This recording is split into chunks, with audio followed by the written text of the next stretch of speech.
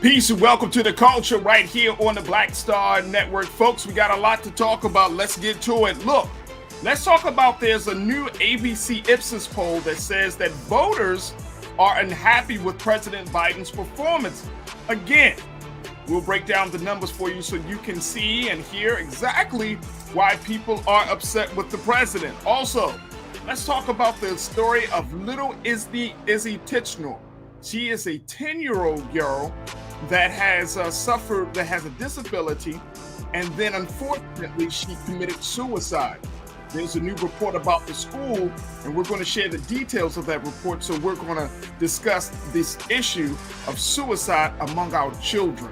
Also, let's talk sports. We're going to be checking in with Coach Butch McAdams to give us the latest about the death of Dwayne Haskins and Sha'Carri Richardson. I can't wait to share that with you. And then later, let's talk about from Baltimore to the Oscars. We talked to the Oscars conductor for the 94th Oscars. Mr. Dante Winslow will be joining us here on The Culture to share his experience of how he got to the big spot on the stage of Hollywood. So, folks, we got a lot to get to. Let's rock and roll. You're tuned into The Culture right here on the Black Star Network. Let's go.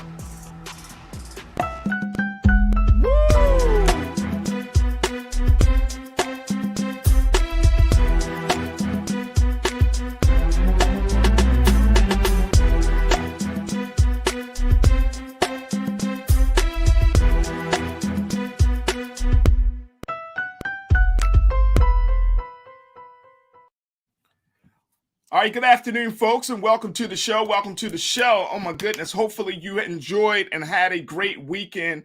Today, we got a lot to talk about as we're going to break down just some of the big conversations that people are having right now. The first one being voters being unhappy with President Biden.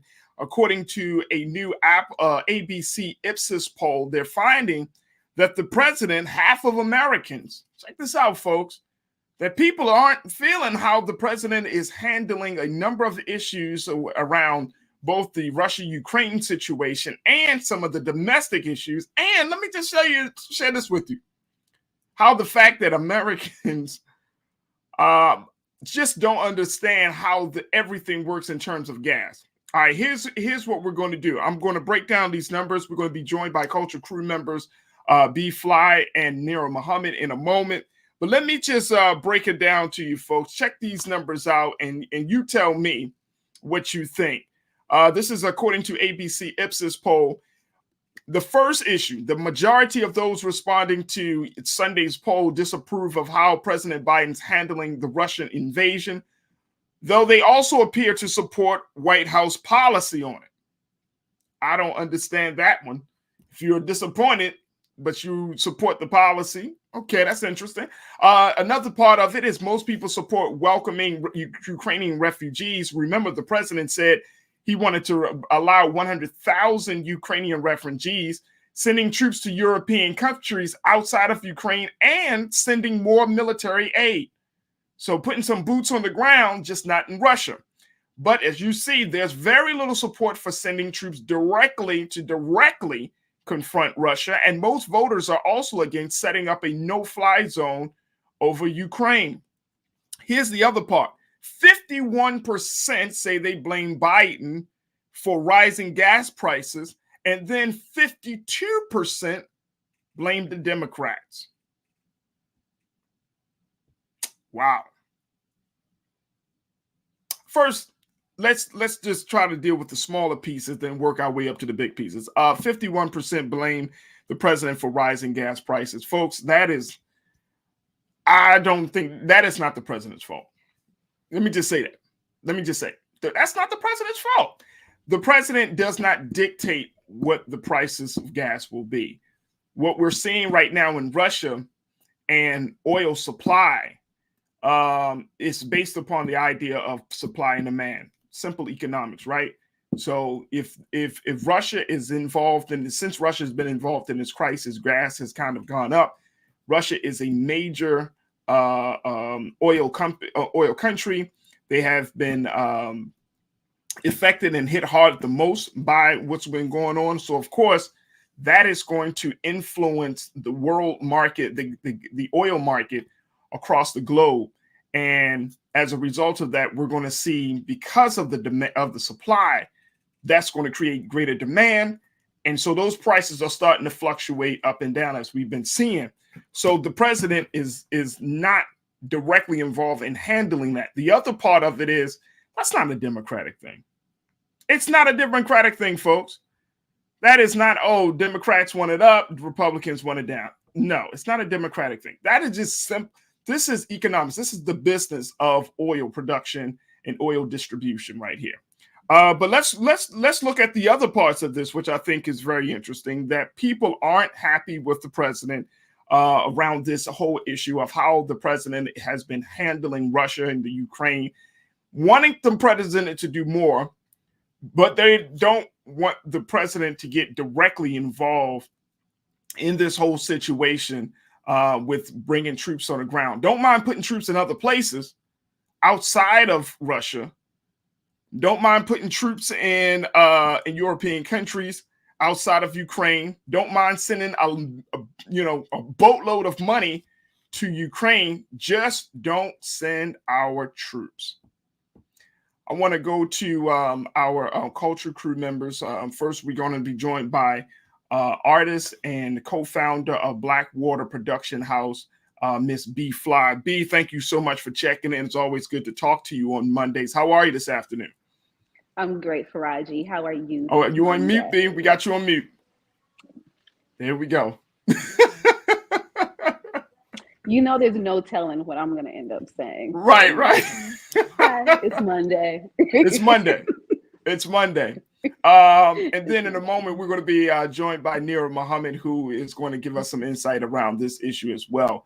But B, let's start off the conversation with you. When you look at where people are in terms of where we are right now, and how people see this administration in handling its affairs, are you surprised by what this poll is saying? No, as always, Americans are all over the place, and we just want to blame the white man at the top. And so at this point, it's Biden. Last term, it was Trump. I can't really remember a president having strong ratings at about this time, other than maybe Barack or Clinton, for real. And so at this point, Americans are lethargic. We've gone through a lot. There's a lot happening, and we see Biden stuttering, and we want to switch. I think that's what's going on. That's what's going on. So it's going to be interesting to see what happens, at the 4-year mark. I don't see him being reelected. And so then that opens up the question on who's who. But when it comes to these oil prices, you're right. Like, this is not a Democratic Republican thing. We are footing the bill for Russia's war.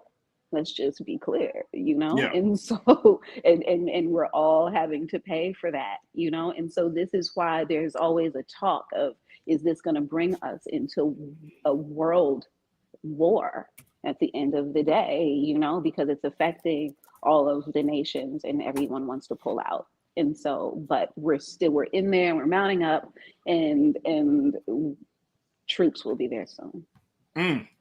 Let's bring in Nira Muhammad, who is an educator. She's an activist, and she serves as the host of Queen Talks with Nira Muhammad, the podcast.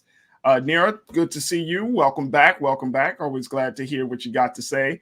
Dear, what do you take of this? The president, it seems like we've been having just some conversations periodically around his performance, around how he's been handling a number of issues. I kind of had to dispel the myth just to let people know that the president does not dictate gas prices. If it were, I truly believe if it was up to the president, then we would probably see gas at like $1.50 or something along those lines. But I mean, he's trying to win. I mean, seriously, who don't want, if you can get gas prices down, you are assuring your reelection. Yeah, like you're Right? God at this point if you can get the gas prices down. But no, I think that everything that B Fly said was exactly correct. I do think that, and you as well, the president has nothing to do with gas prices. Unfortunately, this is due to economics, this is due to supply and demand, as you mentioned, and we just got to suck it up. Unfortunately, I can honestly admit I've been taking a break, that mental, emotional break from news and from everything that's going on in Russia and Ukraine. And I do have to catch back up with exactly where we are right now because it's been an overload and it's been an emotional overload for me. So I've taken a step back. And you know what it is, guys. We all have to pay for gas. We're all still going to want to go on the trips that we want to go on. And we're all still traveling and catching flights and, going on these trips and all those things. So unfortunately, this is just where we are. But I think that we gotta stop making everything a Democratic or Republican thing. It's starting to get a little silly. It really reminds me of the bickering that I see in my third grade class between the students where they're always bickering back and forth, but there's never actually really a problem going on. So it's just like this is like an adult version of just that bickering back and forth between Democratic Republicans. Like it literally doesn't make any sense at this point. It's becoming childish and irritating, and I've kind of detached myself. Right, right. And I think that's the big part of this there. The fact that, it's a lot of back and forth, it's a lot of finger pointing, and it's a big blame game. But at the end of the day, Americans want to see some real change, ladies. We do. Americans really want to feel like, you know what? We want to see some change. And here's the thing. Like the couple of things be in there that I think the president didn't bring on COVID. No. The president didn't start this war between Russia and Ukraine, right? The president is, there have been a number of, upticks in terms of unemployment, like the unemployment numbers have gone down. More people are finding jobs and getting back to that level. But there are a number of things that I think that for us as the quote unquote the American people, we should understand that these things are a continuation of factors. They aren't just like once a new president gets in, it starts all over again. Yeah. It's a continuation of things. And I'm wondering how we can have, and to your point, dear, like how do we have conversations with each other, with lawmakers to show that, look, we understand that there's a continuation, but we're expecting progress within that continuation.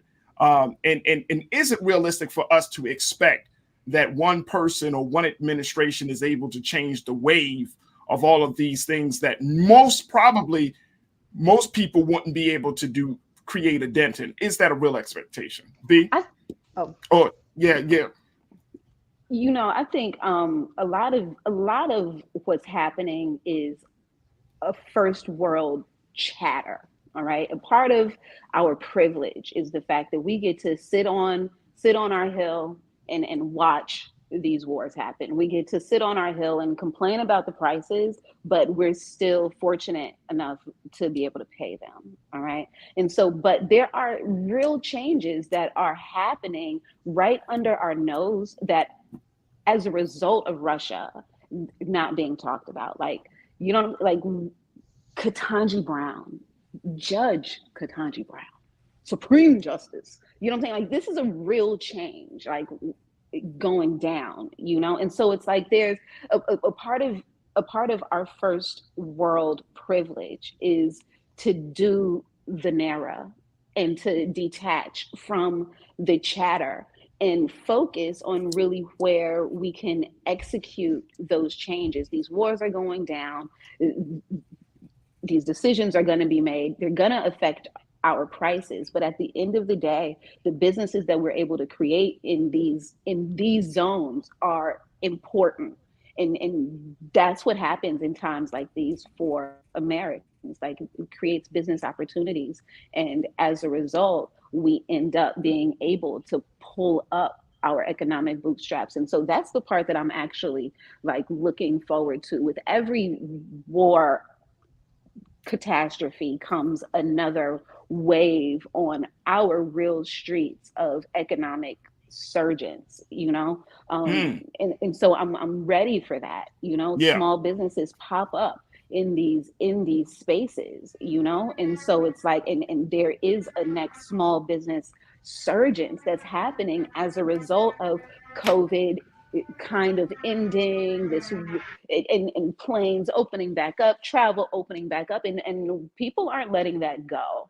you know. So it's like a lot of this is chatter right now, but we can't really do anything about it. So open up the doors, let the refugees come through. I know a lot of people, you know, who in Baltimore who are directly housing refugees, directly feeding refugees. So at the end of the day, that's what we do as a people, you know, aside from the bureaucracy and aside from what happens when we vote, that's what we do as a people, you know. So it's like each one teach one, but also take your breaks from the chatter. Yeah, first world chatter. That's a great way of looking at it, dear. First world chatter. What's your take? I mean, first of all, like I was literally thinking about how there's just, you were asking like what can we do to make a change? And I was thinking, first things first, we have to change the narrative. We have to move from this blame game of Republican versus Democrat. You know, everything's always, there's always like this back and forth narrative, right?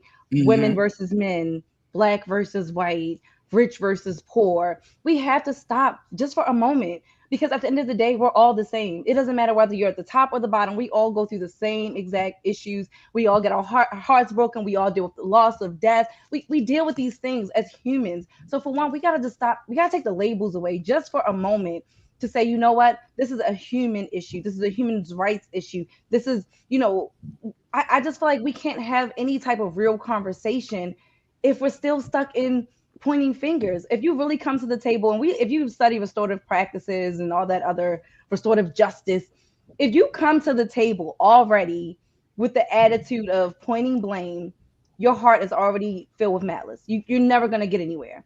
You're automatically Mm. coming there with a closed minded. If you can't come there and say, you know what, let's take the blame away. Who cares about the blame? What can we do to make the change? And I have to agree with a lot with what B was saying. Out of these type of situations, beautiful things have come. Even if you look back at World War II, out of that, we saw so many women realizing, hey, I want a career. I don't have to just be in the house. I can actually fly a plane as well as a man. I can run a business better than my husband was running this business. You know what I mean? So there are a lot of beautiful things that do come up out of tragedy, and so I'm hoping that we do see that. But unfortunately, we have to get through the tragedy first before we can see that light at the end of the tunnel. And so right now we're still in the tunnel, but I do think that we can get out of it. But we have to come together in order to do that. We have to kind of be, not even necessarily be on the same page, but just Yeah, willing to even sit down at the same table. Because the problem is that we won't even sit at the same table.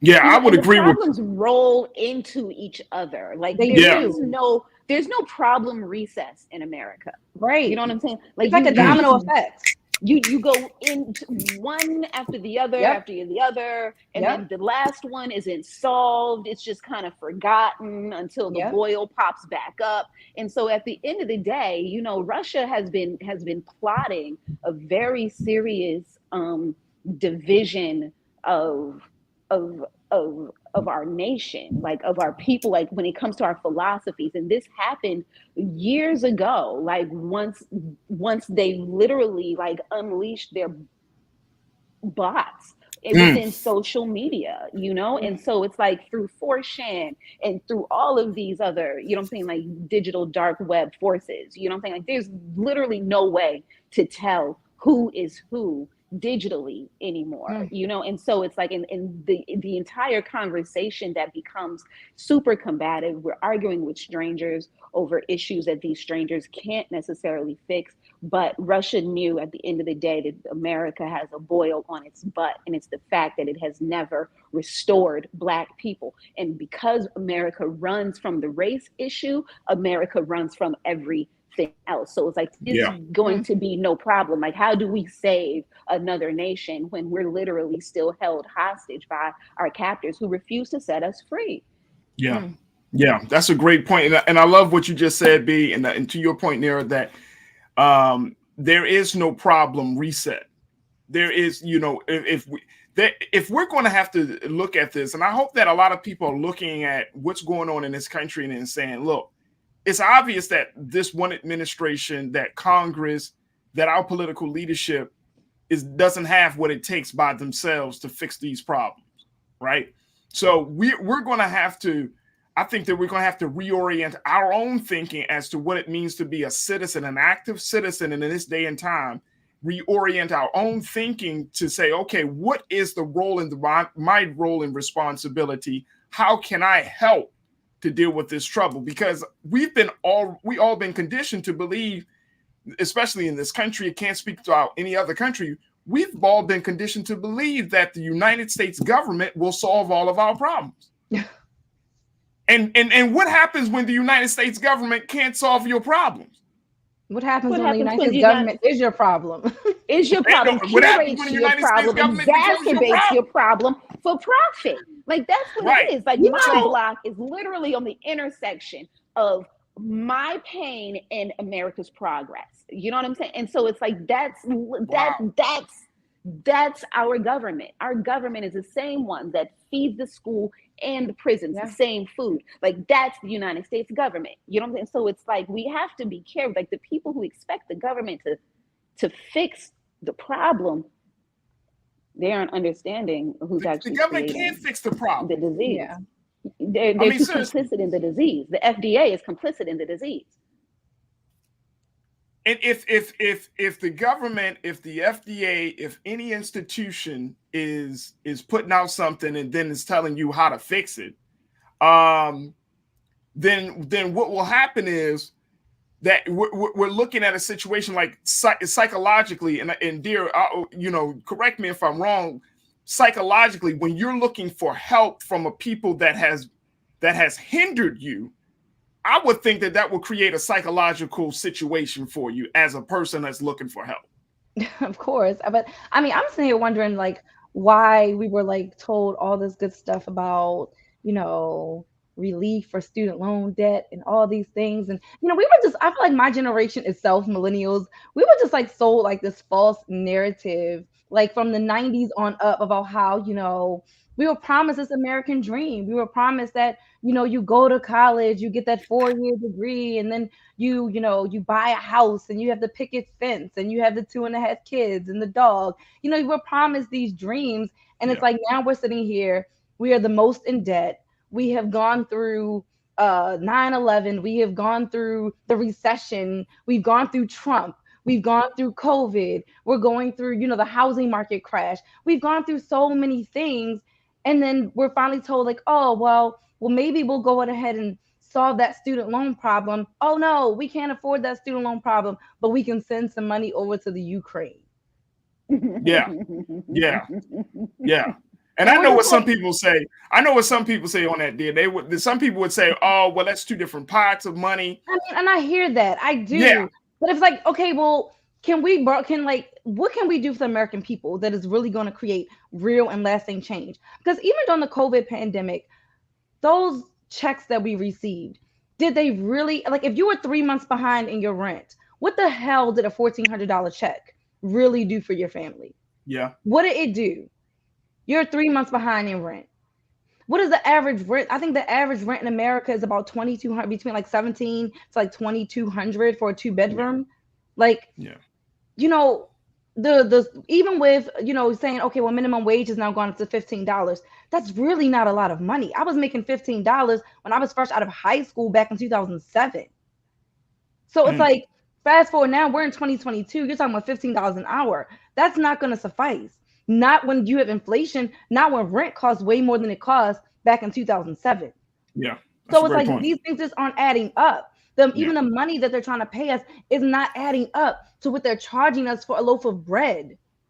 Hell, now all of a sudden we got gluten allergies. Like, we didn't even see that shit like 15 years ago. But now I got gluten allergy, so I can't even buy regular bread anymore. Right. So it's like all these things that are so like out of our control, but we're constantly having to spend more money. And it's not being replenished. Absolutely. That's the America that we live in right now. Let me just share just a couple of comments as folks are checking in on our YouTube page. Matt Fisher said, "It's just sad. It always seems that as one oppressed group fights for rights, there's still in-group destruction and scapegoating that is undermining the power of movement as a whole." I would agree. I would agree. You want, you trying to make progress, and then there's another group that's like, no, no, no, no. This is progress. Um, Truth is power. If slavery didn't destroy us and the hanging and lynching didn't take us out, we're stronger than what we were thinking we were, than what we think we've got to bond together. I totally, totally agree. NISA 1971, America is the race issue. The country built its foundation and departments on the fact that one race is better than another. The American dream is just that, a dream. Take your life in your own hands. Now, to Nisa's point, I think that's where a lot of people are being nearer. I think people are just like at a place where we're like, we know that the government is not able to solve our problems. We know that as much as the president can talk about, and I'm saying this president or hell, even the next president, we know that we know that they're not going to be able to really address our issues. So I think a lot of people are just like, hey, man, YOLO, I'm going to live my own life. I'm going to try to make do with what I can do. I'm going to think about my own family, not about the community. And it's putting us in a very, very difficult space in terms of us being a quote unquote full nation, a society that cares about people. Last week, ladies, we talked about empathy last week. And I remember just reading a lot of people, and people are saying, look, man, it's hard to have empathy for other people when one, you got so many forces against your own existence. It's hard to be empathetic about other people when people are scamming you and lying to you and constantly trying to get something from you in a volatile manner. It's hard for people to have empathy, considering the fact that we want to believe that all that people are inherently good, but we have been taken on we've been lied to for so long. I mean, it's just a lot of issues, and I think the underlying issue is not about policy. It's not about necessarily institutions, even though those things play into it. It's about the fact of how human beings see each other at this point, how we don't want to help one another, or how we don't see that we are a part of a community, or we're a part of a country, or if we don't want to believe that there is a greater good. Like, it's the only good is self-interest. Yeah, that's the only good. And we're at that point right now in this country. And I think that is adding to the place where President Biden and Vice President Harris and everybody in government and political leadership, we don't understand it. And it's sad, even more sad, when our political officials add to that. Mm-hmm. That's add to it. B, what's your take? It's time for people to start to detach from the idea of the government fixing the community, and so it's the challenge here, Farajii, is a human issue. After so long of being dehydrated, all right, it's difficult to care about someone else's hydration, all right, and so it's like, and so that is a real force that we are dealing with right now. And because we haven't been restored, it's hard to continually restore others. And so we have people who are participating in fixing the problem perpetually that have not been the ones to create the problem. So when you have the victim who is now trying to advocate for self and the rapist, then the entire system ends up collapsing, and nobody knows how to be empathetic because the entire restorative justice system has turned upside down on its head. And so until we can actually see that in our homes and our lifestyles, it's going to be difficult to pay that forward.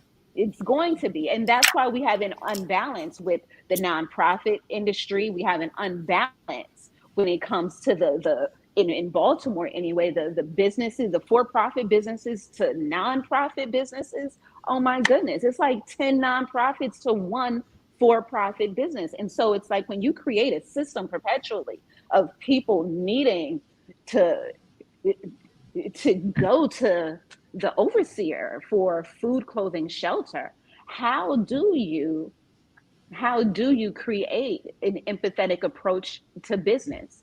You know what I'm saying? It's difficult. And so at the end of the day, it's cooperative economics. We have to be able to create our schools. We have to be able to pay for our schools. We need to be able to open up our stores and pay for the products. You know, and at the end of the day, that's what it is. Cooperative economics will get all of us free through time, you know, and we don't have to depend so deeply on the government. But if we continue this talk, we will all be Republicans. Understand that's where we're heading. When you talk about small government and detaching from the people, understand what party that actually is and how they support the small business on a real level. So, you know, so it's like, so we have to understand today how to make these parties work for our actual bottom line needs. And our bottom line needs today are more economic. They are not government based, and government based is the democratic approach. Well, here's the thing. As we close this part of the conversation, I think we also need to add that our bottom line needs is understanding human interest. I think our bottom line need is to see people as human beings. There has to be a level of humanity to our governance, and right now, the humanity is gone. Yeah. I'm not gonna say completely gone. I will just say it is diminishing every day. Diminishing every day. And if you don't see, you know, it's like the scriptures say that if you don't see the pain of the least of them, which is the poor in this country, right? If we don't give a damn about the poor of the country, I mean, it's easy to care about the rich because in human nature, we want to be there. But if you don't care about the poor, those with the least, those who don't have it, then that's a sign of your humanity, your inhumanity. And I think that's where we are right now, that we don't even care about the least. And let's keep it real. We're in a situation where there is no such thing as job security.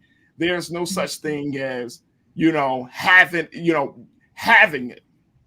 I think we're going to see more and more stories of people who had it than lose it versus people that are going to constantly have it. I mean, I think that the rich, and I'm talking about whether you're minor rich or you're talking about major rich, the rich are sweating bullets too, because everything is so volatile. Everything is so uncertain right now. You know what I mean? You could be rich today and then have no money by the end of the week, you know, just because of one particular circumstance. So we're in a situation right now where we have to start thinking about the whole of people. We got to think about the humanity of people. But if the government don't touch into that, they don't tap into it, if it just thinks about party politics, if it just stays on top of, oh my gosh, we're going to just do what we want to make sure that our next person gets in, or to make sure that I get reelected, we are going to find ourselves in a hellhole very, very quickly, ladies, very quickly. All right, look, we got to take a quick pause. When we come back, let's talk about the story. This is going to be a hard one to talk about, folks. So when we come back, I implore you, just warning you that this is a very, very sensitive topic. But we do have to talk about the unfortunate story of 10-year-old Isabella Tichenor of the state of Utah. This is a little black young girl who had autism and who committed suicide. And now they're finding that in a new report that the school could have done more and should have done more because they were told more. We're going to talk about that story. So stay with us. It's just a little bit, we're just getting started here on The Culture, here on the Black Star Network. We'll be right back.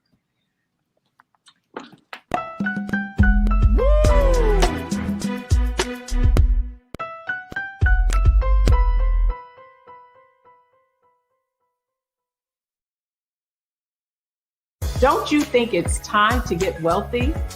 I'm Deborah Owens, America's Wealth Coach, and my new show on the Black Star Network focuses on the things your financial advisor or bank isn't telling you. So watch Get Wealthy on the Black Star Network.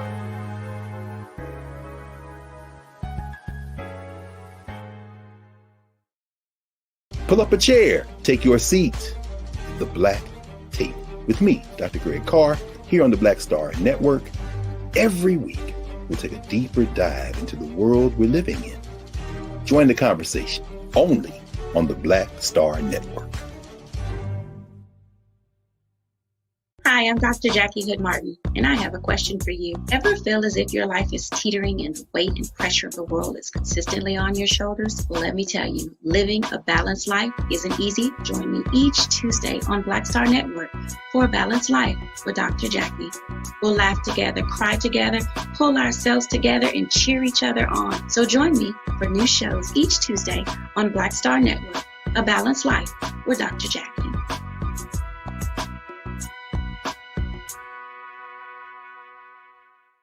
It's time to be smart. Roland Martin's doing this every day. Oh, no punches! Thank you, Roland Martin, for always giving voice to the issues. Look for Roland Martin in the whirlwind, to quote Marcus Garvey again. The video looks phenomenal, so I'm really excited to see it on my big screen. Support this man, Black Media. He makes sure that our stories are told. See, this difference between Black Star Network and Black-owned media and something like CNN. I got to defer to the brilliance of Dr. Carr and to the brilliance of the Black Star Network. I am Roland with Roland all the way. Honored to be on a show that you own. A black man owns the show. Folks, Black Star Network is here. I'm real revolutionary right now. Roland was amazing on there. Stay black. I love y'all. I can't commend you enough about this platform that you've created for us to be able to share who we are, what we're doing in the world, and the impact that we're having. Let's be smart. Bring your eyeballs home. You can't be Black-owned media and be scared. You dig?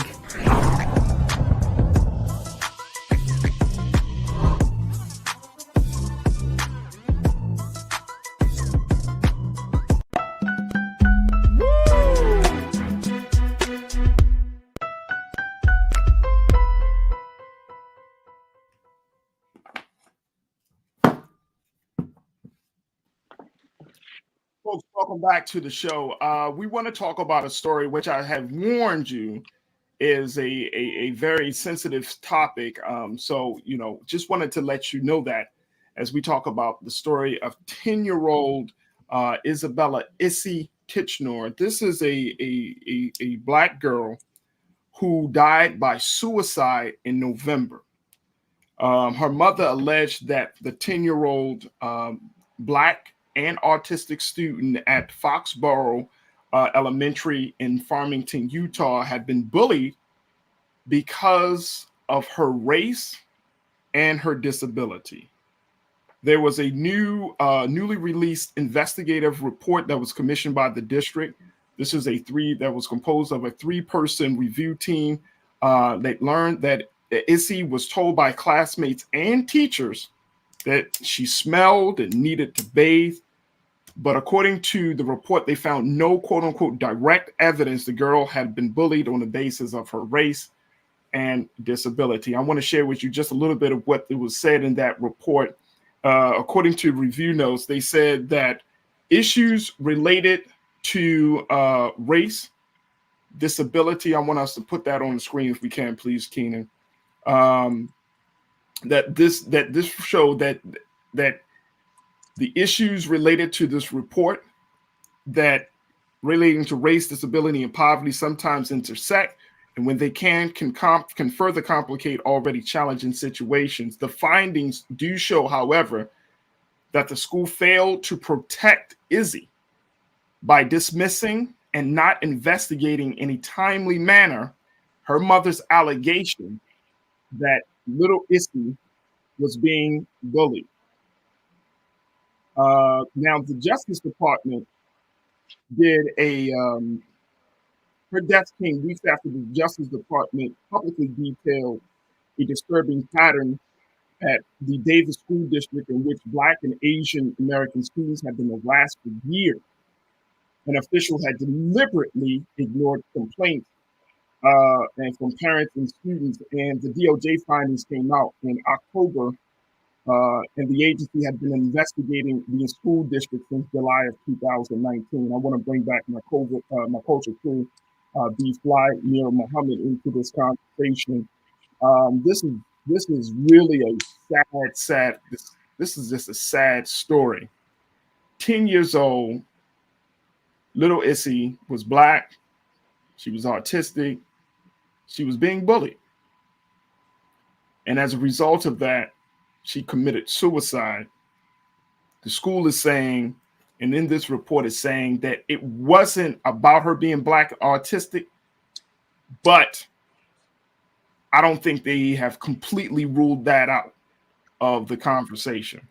Dear, I want to start with you because you work in a school, you understand the dynamics of school districts. You've been working in a number of different schools under different administrations, charter schools, public schools, those spaces. What do you make of something like this? How do you, this is just hard to hear that a school might not have listened to parents, they have not listened to students. Yeah. And unfortunately, a little beautiful girl lost her life as a result of it. It's heartbreaking, Farajii. It truly is heartbreaking. Anytime any child commits suicide, especially when you hear that the child had been crying out for help, the signs are always there. I know personally as an educator, I try to take the time to get to know my students, all of them from the very beginning, from the first day moving forward. We do well checks every single morning in my class, just because it's a good way to start our day and to really build that community and that camaraderie with your students where they even feel comfortable enough to even talk to you. So that's, you know, I'm a Black woman and I teach Black children. And so when I look at my students, I see myself in them. I see my children in them. I see my future in them. And this is why I say often how important it is for us to have more and more Black educators in schools with our children, because I've seen the disparities. I've seen the unethical treatment of Black students by white counterparts. I have addressed these issues on various occasions in my career as a teacher. And I have also had to, you know, ignore some of the issues as well. But I see it too often.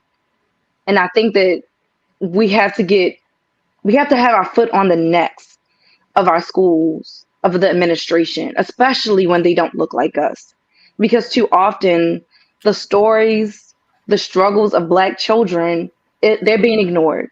They're being swept under the rug. Who the hell is the school district to say what was happening to her? How can they say that, oh, she wasn't being bullied because of her race or because of being autistic? Who are they to say that?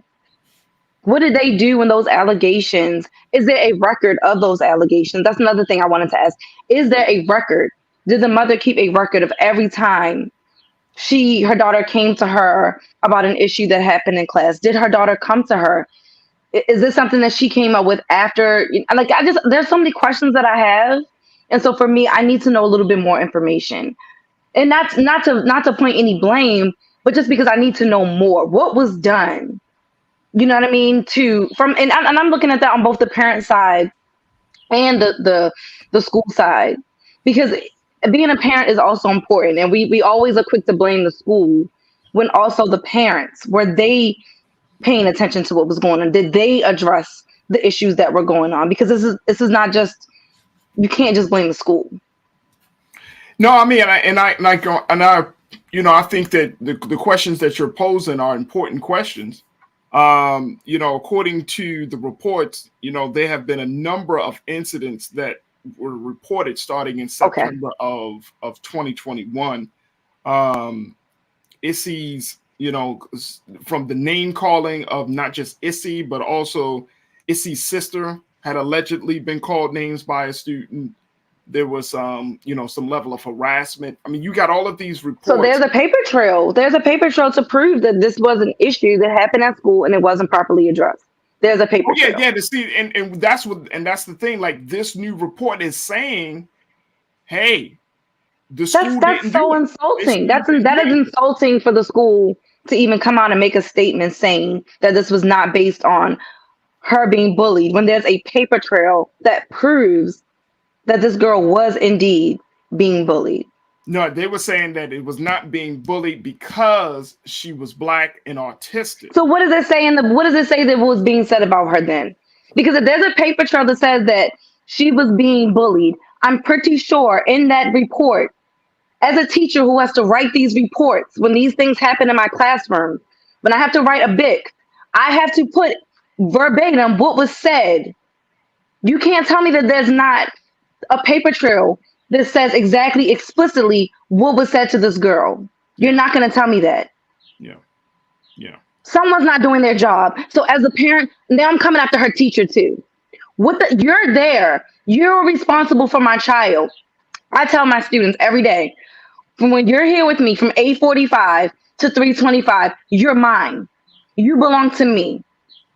I take care of you. It is my duty to take care of you and to protect you. You're mine. So don't tell me that there's no paper trail, that teacher does not know what the hell is going on in her classroom. I don't want to hear it. I will be coming after her first. Yeah. Period. Yeah. It's always be when we talk about bullying,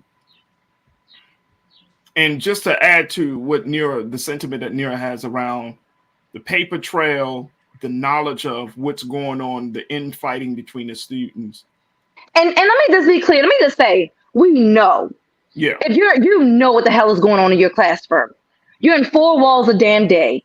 Don't tell me you don't know what's going on in your classroom. Because I know my students like the back of my damn hand. I know who said what. I know who's sneaking and chewing gum when I turn my back. I know my students. Yeah. I don't want to hear that. Nothing happens in my class without my knowledge. So for okay, to that point, dear, when the situations come up, how do you address it right off the bat? How do you whose job is it to determine if an allegation is made? Whose job is to determine to get to the bottom of the allegation? Is it the teacher's job? Is it the team lead's job? Is it the principal's job? Like who? There's so many layers. To be honest, there are layers. Day, we're mincing hairs. This is a criminal matter at this point. This is a legal matter at this point. I sincerely pray and hope that this family has legal representation. They do. For sure. At this point, they do. There are levels. There are levels to the lawsuits at this point. But before we even get to the lawsuit, we had to. I can't even. That's the grown up issue. At the end of the day, we have a 10-year-old who had enough. That's what I'm saying. I remember 10. I remember being bullied at 10. Being 10 is hard. I remember the thoughts and why me, Lord. I remember the thoughts at 10. And the only difference between me and my homegirls and an Izzy is literally the access. And so we are quick to try and find the blame, right? But when we do that, it's multi-layered. It's a multi-layered situation. Why was the girl still in this school? Why? Yeah.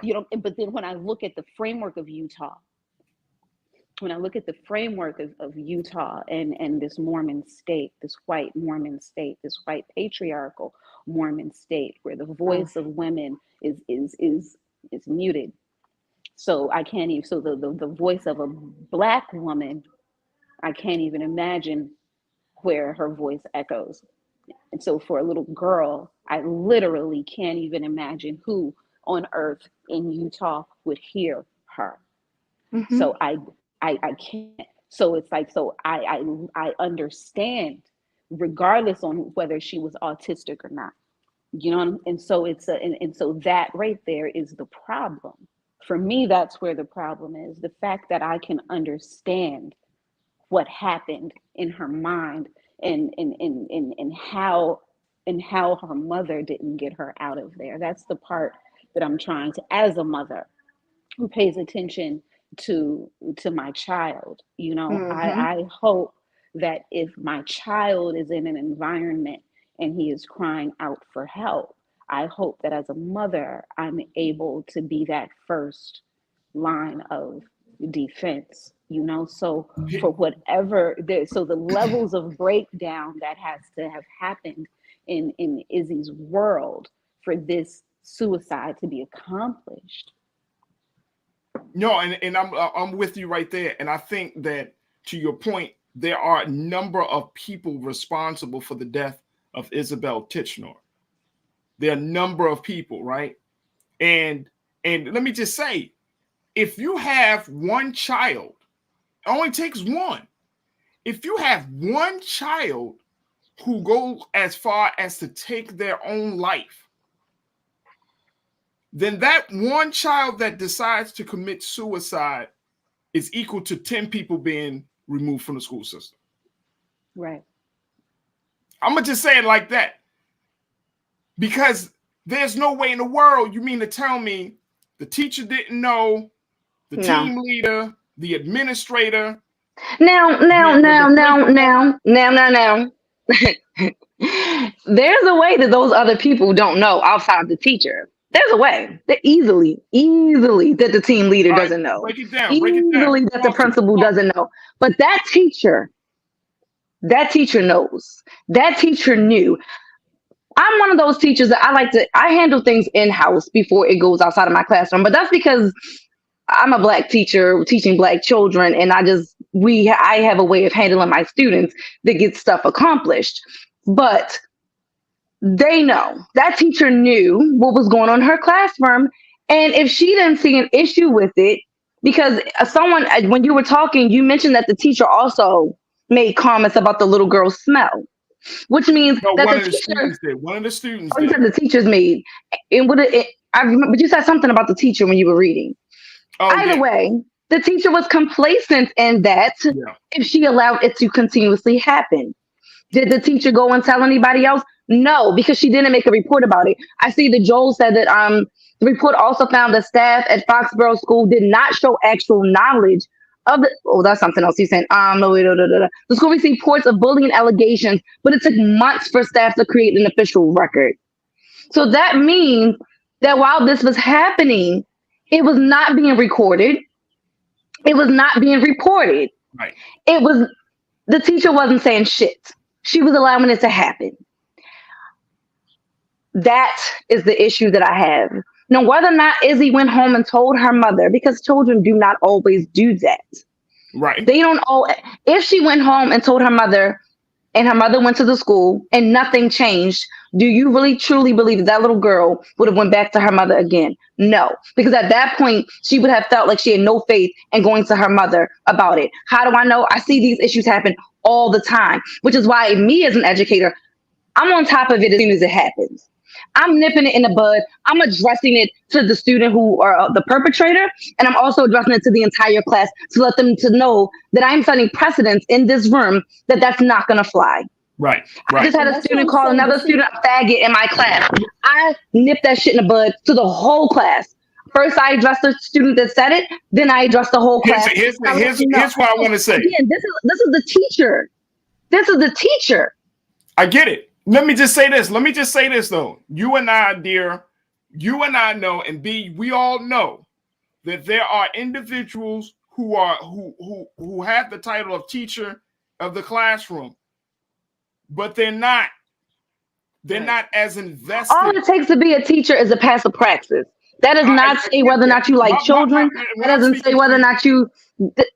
I get that. And that's what I'm saying. And that's the issue. That's my point. My point is, we oftentimes see a teacher as somebody that passed tests or somebody that has met a certain criteria.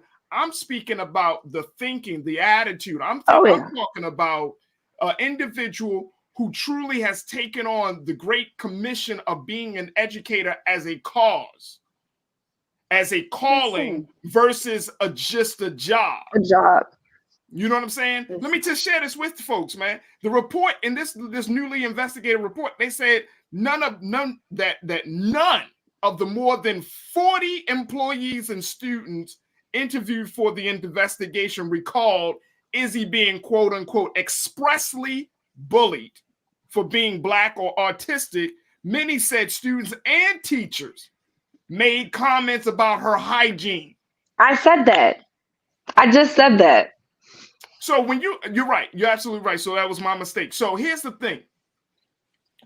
So they're bullying. So they bully her as well. So that means that the teacher were bullying her as well. That's what I said. They need to go.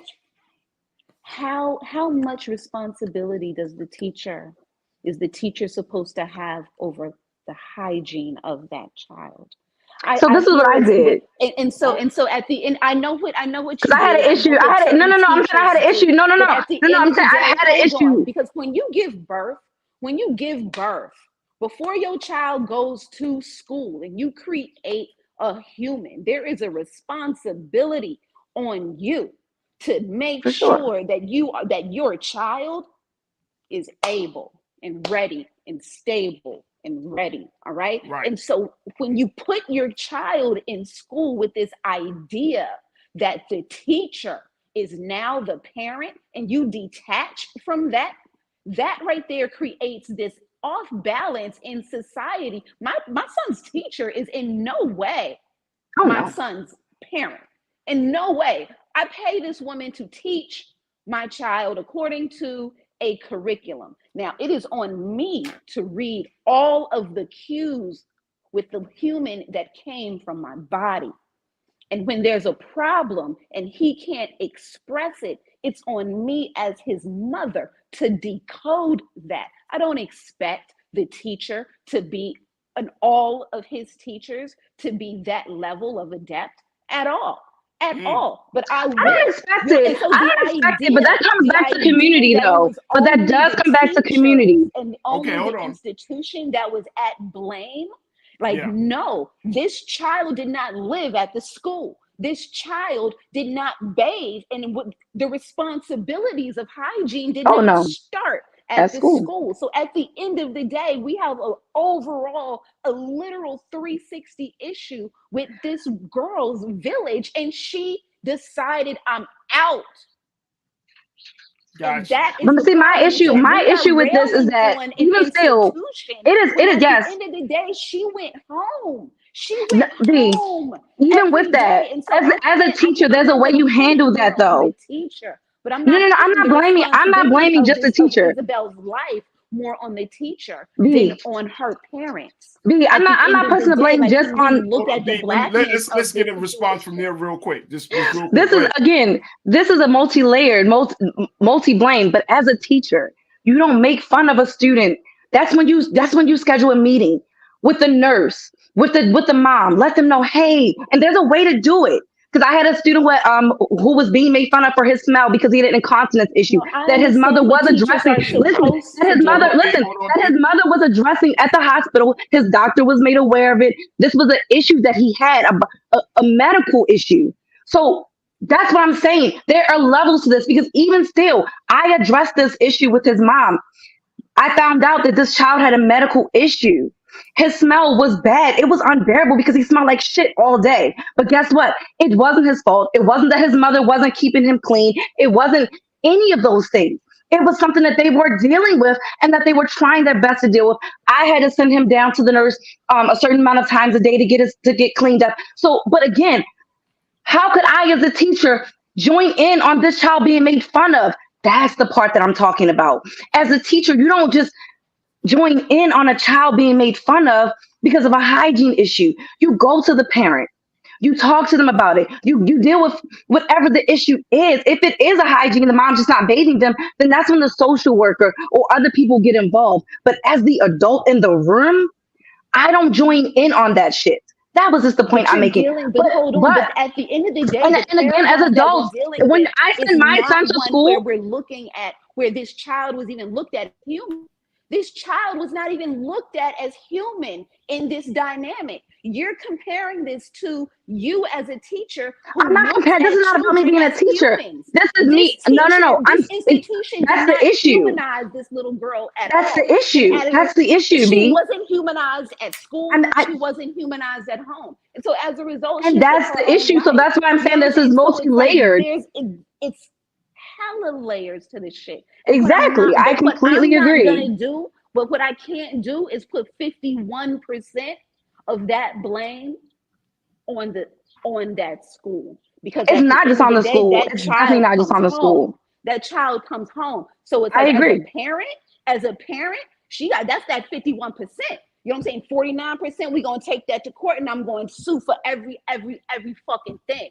But I mean, I would have to agree. Like, at the end of the day, this is absolve. As a parent, you don't send your child to school, you know, without being their best self.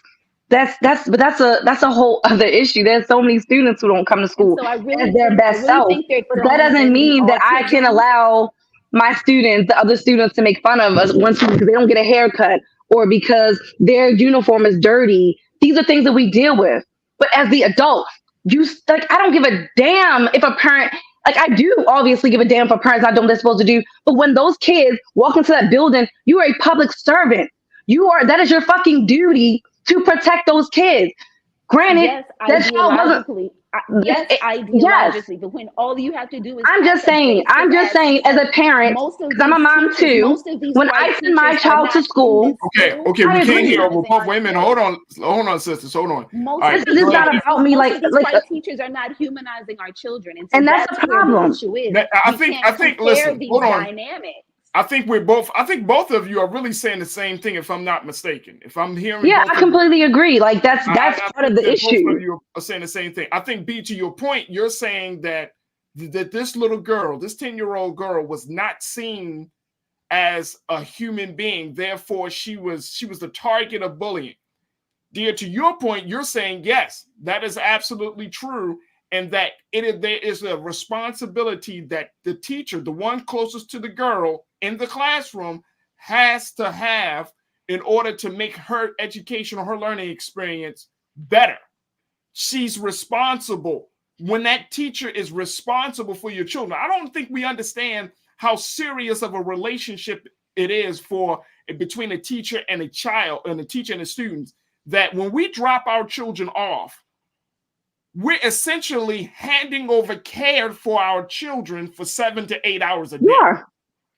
And some of us teachers spend more time with the children than their parents do. It's real. We pray every day getting ready for school. And as a result of that, we're seeing this is a situation like Danita checked in and said, look, we don't know if the parents are okay as well as the mother disabled as well. Sometimes that might be the case, right? Yes. We don't know what's going on in the house. Now, this particular mother, Brittany Titchener, her mom of Izzy, her mom has been fighting. She got a lawyer. She's going through the whole process. She has been fighting for her daughter's reputation, her name, right?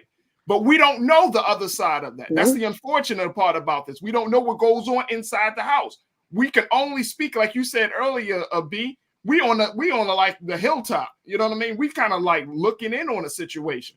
So we don't know. But look, I'm giving people the benefit of the doubt. When I hear Black students or Black children who are undergone trauma or who will get into an unfortunate circumstance like this, I try to give Black parents the benefit of the doubt from the beginning, because I truly want to believe that there are more good Black parents than there are bad ones. Hell, we don't even know if the girl really had a hygiene issue or if that's just something that's being said now because they didn't keep a record. That's my point. We don't even know if that's some bullshit that they made up because now they need some type of defense. You know, I just like I don't like the it. Autism factor, like, did they just pull? It's we're pulling stuff. Yeah. See, here's what I'm saying. At the end of the day, I agree. Izzy pissed. You know what I'm saying? And so that's the part. You feels me like this is not a soul that's resting in peace. So watch the fuck out. No. And here's the other part about it. Here's the other part about it. The other part about it is that the school has fed in this new report it shows that the school is is operating from a place of BS, right? We know that because they're trying to cover their ass for the inaction that has led to a 10-year-old girl committing suicide. So the school is not going to say, oh, we believe that the bullying was because of her being black and autistic. Right. They're not going to say that. They said expressly. They just use certain words to say, I mean, it's not directly. It could have been expressed. But my point is that here's the school. That's why I shared with everyone. The Department of Justice has been looking at this school district since 2019. So this school district has a very real problem with black and brown students who suffer from being bullied and they don't do shit. And so, yeah, that's why I say we do have to look at a situation and look, I get the parents home. I get all of that, the community support. But the fact is, you got a school system that don't treat black and brown students well. And they allow this type of madness to happen for months with no repercussions. And I think that's the problem. Yep. That's the problem. That's why Izzy lost her life. Exactly. That's why she took her life. They didn't care for Izzy. And you're right. Sometimes, and I think that to your point, B, as black people, we want to believe in the institution so much that we don't just get up and go at the first incident of being bullied. I mean, just think about us, on the three of us. If you've ever been bullied, did your mom just say, I'm going to take you out of the school? Hell no. I got bullied from 6th grade through 8th grade. I'm going to take you out of this school and we're going to move to a different school. What your parents said, I remember getting bullied. My parents would be like, hey, well, you got to talk to somebody.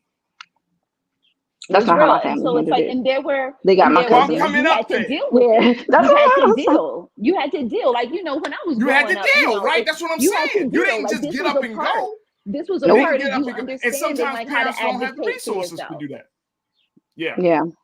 So we're looking at a situation, and look, I love the passion behind both of you because I think you're both actually on the same page. I think you're right. It's just sad that this little girl had to suffer. She had a sister. Her sister suffered. I mean, it's just a sad situation that we see ourselves that this family is in. And I really hope and pray that they get justice, man. I hope they pray. Yeah. And it's not even about lawsuits and anything, because nothing can bring your child back. You're 10 years old. I don't care how much money you give me. If I lost my son and my daughter, I don't. Be priceless. It don't nothing, matter. you know, there's nothing, but There's some nothing. sort of, but something has to change. Something has to change, Absolutely. and some sort of, and the good thing about a lawsuit, what a lawsuit does, right, is open up the investigation. And so now now we're able to go through with a fine tooth comb and interview and question and look at the receipts and really see where the story is and actually deduce whether this is a murder or a suicide at the end of the day. You know what I'm saying? Because you have to assume that the story that you are being told is fabricated in some way. And so it's like, if there's one part of the story that's wrong, then you have to reapproach the investigation in the entire way. And I don't trust Utah on God. Like, Utah is crazy. I have a homegirl. I will not say her name, but her son is totally being held hostage in the state of Utah right now. That's an unfortunate. Utah is wild. Utah is wild. And that's why I'm saying there are the state of Utah, the way its government is connected to its religion of Utah. It is supremely white and wrapped in patriarchy. And so and so there's no telling where the actual root of this story is, you know. I love you, Nara, you know, and at the end of the day, it's like we advocate for our children, you know, and so it's like, and as a teacher, you know, I value you, and we need more yous in the classroom with our children, And unfortunately, you are a drop in the bucket of this institution, and our children are there. And most of these teachers that don't look like us, they have a problem humanizing our kids. Oh, I know. So it's no doubt. That it pulls it back to the I was just parents. encouraged to call the police on 2 of my third graders because I broke up a fight where I fell and hurt my wrist, and they didn't hurt me. They weren't trying to hurt me. And I was highly encouraged by my team lead to press charges. The cops right downstairs, press charges. Absolutely not. Have you lost your mind? She was like, I will go get them right now. I'm like, no, they're third graders. They didn't hit me. That's why I'm so frustrated when I hear this.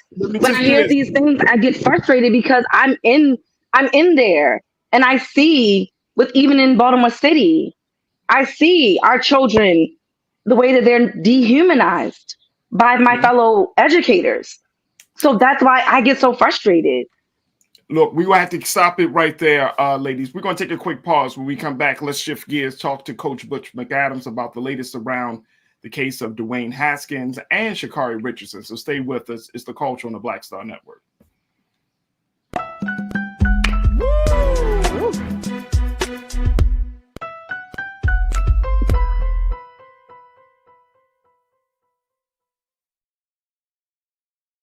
Don't you think it's time to get wealthy? I'm Deborah Owens, America's Wealth Coach, and my new show on the Black Star Network focuses on the things your financial advisor or bank isn't telling you. So watch Get Wealthy on the Black Star Network.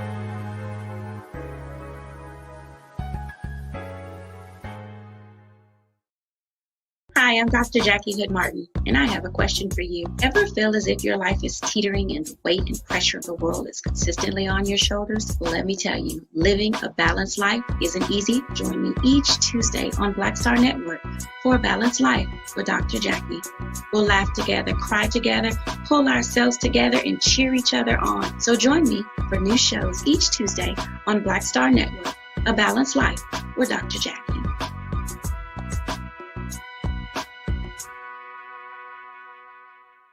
Pull up a chair, take your seat. The Black Tape with me, Dr. Greg Carr, here on the Black Star Network. Every week, we'll take a deeper dive into the world we're living in. Join the conversation only on the Black Star Network.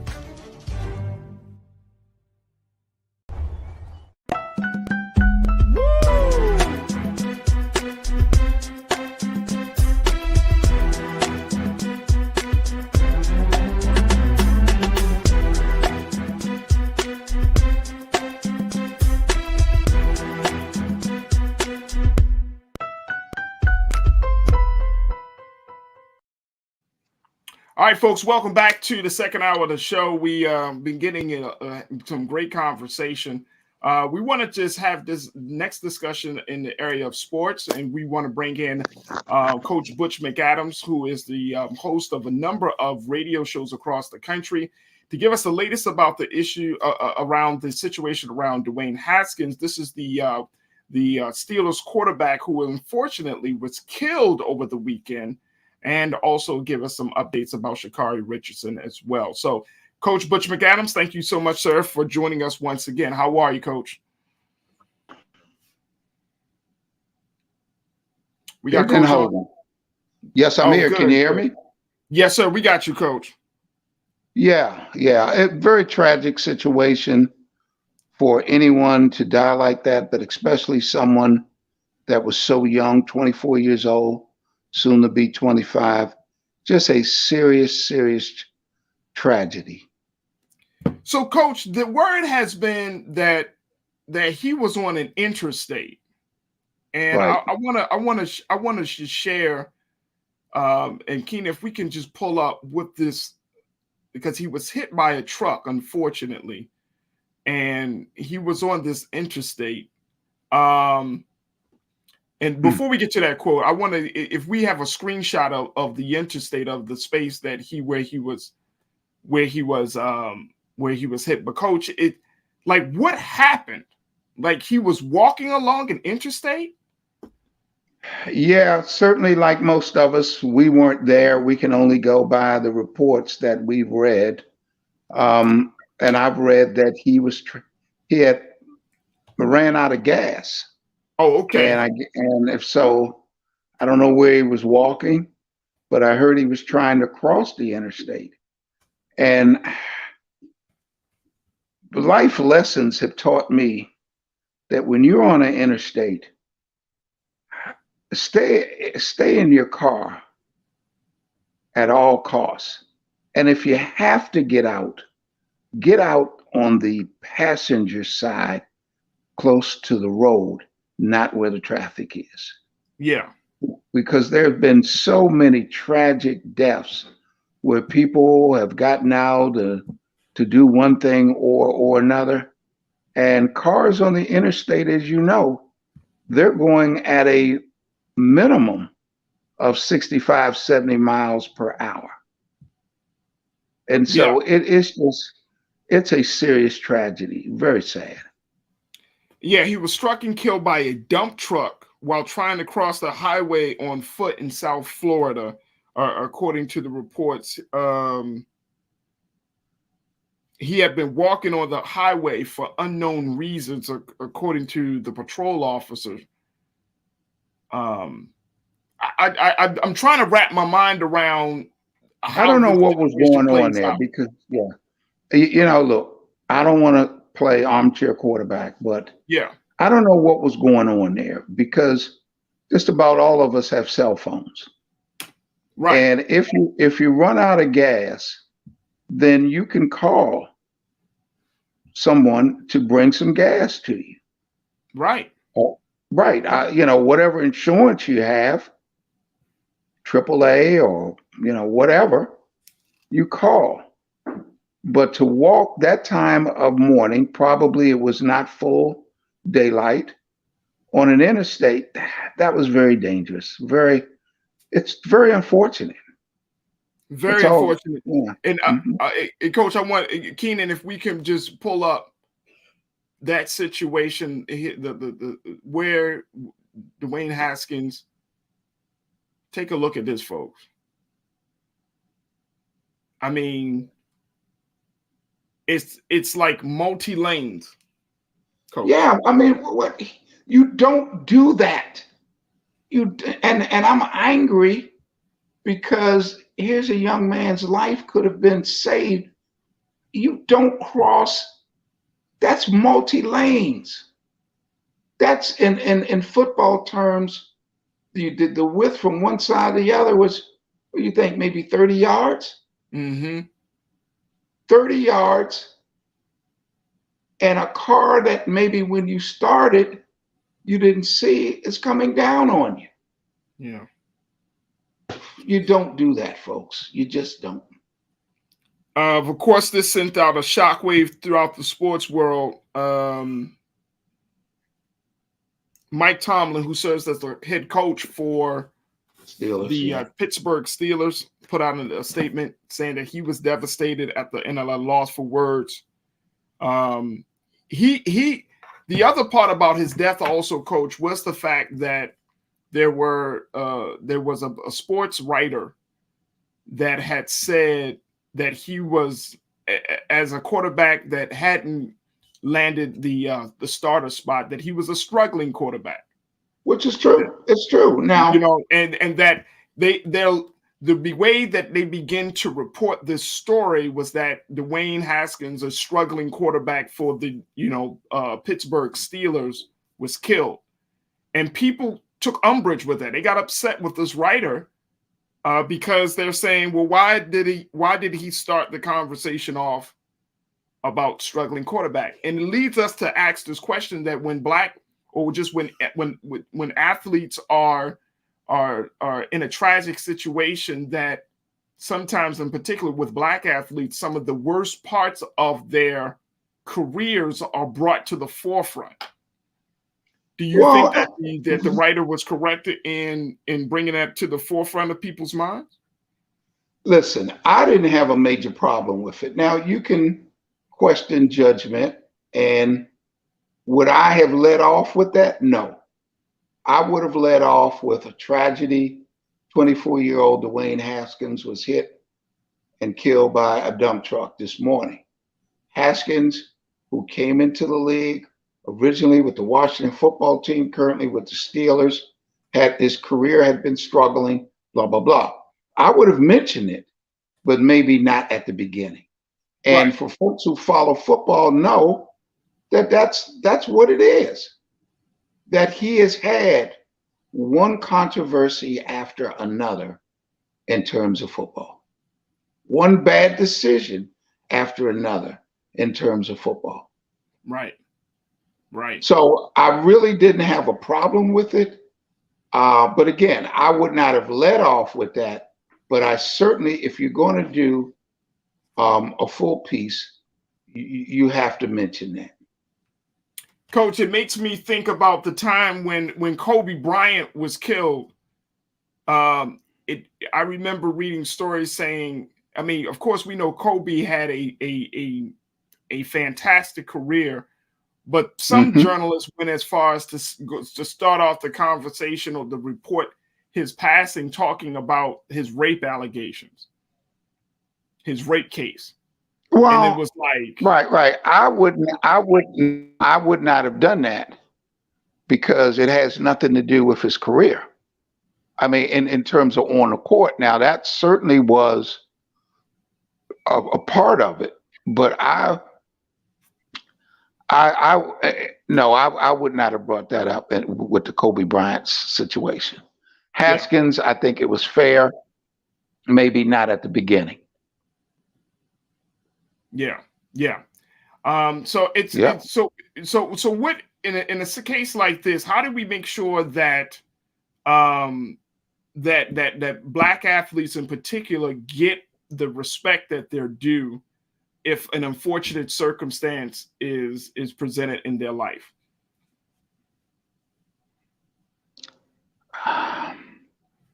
I think that folks have to be sensitive but truthful. Okay. Yeah. And if someone dies and you didn't like the person, then I think it's not genuine to say, oh, he or she was a beautiful person. So, you know, the old adage, if you can't say anything good, don't say anything at all. Yeah. But, you know, I just think that you report the tragedy of the death. And then if you want to get in detail about a person's career, that's fine. I think they went a little too deep with Kobe. I hear you. I would totally agree. I thought that was very, like, considering everything else you could have mentioned about that man, you want to start off with the lowest point of his career and his personal life. And definitely that didn't warrant it. Let's talk a little bit about Sha'Carri Richardson. And I want to bring back my culture crew for this B-Fly Nira Muhammad, because Sha'Carri, coach, it looks like the kickoff of the new track and field season started in Bermuda over this past weekend. And even though Sha'Carri Richardson was slated and scheduled to run in a race in Bermuda, she didn't show up. What happened there, Coach? I don't know what happened, but you and I had a conversation about this young lady a while back. Yeah. And we both agreed that she has to make a determination on how good she wants to be. Now, that's up to her. If she decides she just wants to be average or mediocre, or she decides she doesn't want to do it at all, I'm fine with that. It's her life. But I would say that right now, she doesn't give the appearance that she wants to be as great as she potentially could be. And I don't know how focused she is, and I don't know how dedicated she is. And in order to be great in anything, it is a tremendous price to pay. Yeah, not good. I'm not average. But if you want to be great, you've got to be fanatical. Case in point, Allen Iverson would always say that one time he and Kobe went out to eat dinner. And afterwards, they looked at each other and said, "Hey man, great dinner. What you getting ready to do?" Alan said, "I'm going to the club." Kobe said, "I'm going to the gym." And a buddy of mine who's in the Basketball Hall of Fame, Adrian Dantley, people could see him at 10, 11 o'clock at night during the summer running up and down the street. If you want to be great, the price to pay is excellence, hard work. And if you're not willing to pay that price, that's fine. That's absolutely fine. Absolutely. I want to bring B Fly, Nira Muhammad. I want to get y'all take on Sha'Carri Richardson. The start of the season happened and she's a no-show. People are saying that has she fallen off? What do you make of our sister, B? Talk to us. I mean, at this point, I got questions. Like, when was the last time she ran? Has she been running, or she's been losing? Turning down? So I just want to know when she's been losing and running, or has she? Yeah, real bad. Like when I say like losing, like last place losing, like she's been losing. Okay, and so now she ain't showing up. Yep. It was. She was a one-hit wonder. I mean, is that fair though? Because I mean, look, I think here's why I asked this fair very quickly. Sad situation. It's a sad situation, but here's why I'm saying this, because we were all rooting for her, and then nobody. I always think it's interesting that you. I said this was going to happen. Actually, say it again. I called this. I told you this was going to happen after the whole fiasco. But hold on, hear me out there. Hear me out on this one. I think it's interesting that you work so hard to get to a certain level, only to give up, only to drop off. I don't know. You know what I'm saying, Coach? Well, but Farajii, I would have to ask the question, and I don't know, but I think I can ask the question: did she work hard to get to a certain point? Because sometimes when you're young, when you're young, some people are gifted at a younger age and they get by talent. And then as you evolved, then everyone has talent, and then the intangibles are the key factors: work, preparation, mental toughness. Right.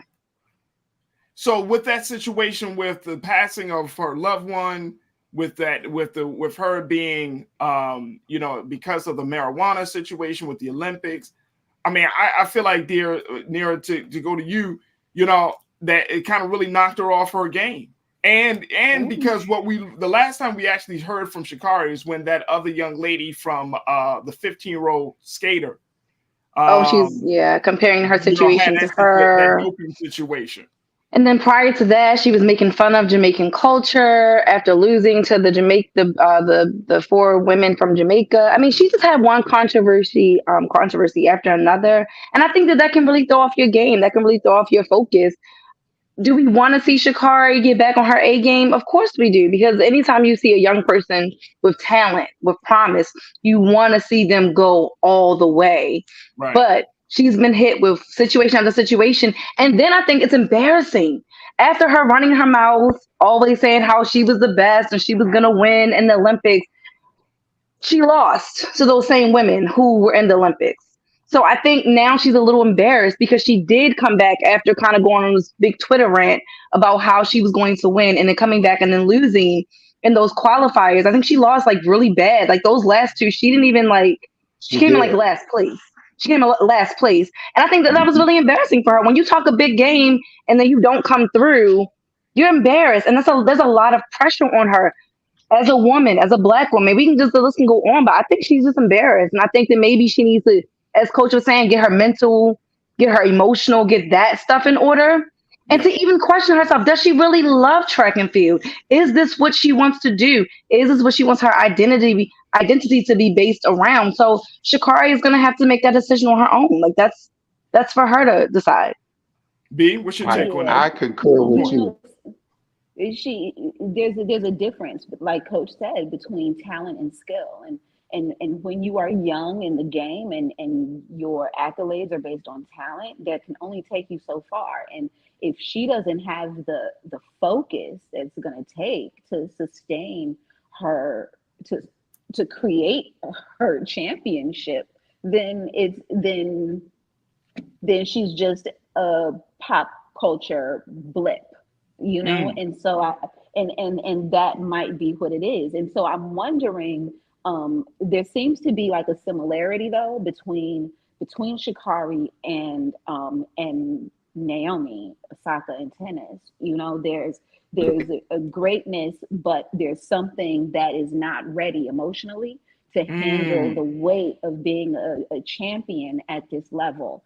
And so it's and because of that, there needs to be a reset. And at the end of the day, it is a lot of pressure, you know.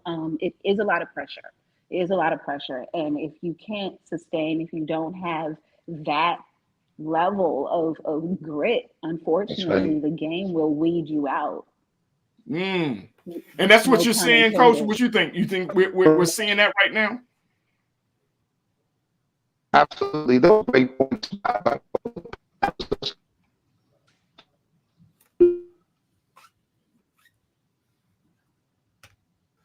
As I stated before, that there's so many youngsters who hit a wall, and they were very good at the 10 and under, 12 and under, 14 and under.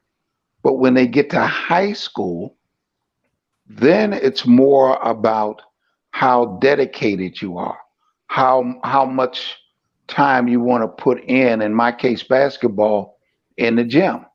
And I've seen so many young men who had great physical gifts, but did not have the passion for the game. You got to love the game. And one of the best commercials that Nike has ever produced.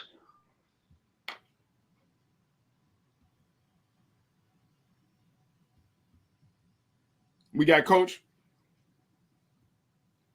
I hope we didn't lose Coach. But to Coach's point, you got to love the game. And guess what, ladies? You know, we've seen it. B, you do it in your space. In terms of arts and culture, you got to put in that extra work. Dear, you do it in your space as a writer. It's a non-stop situation. Like when you got to write even when you don't feel like writing, just to keep the brain going.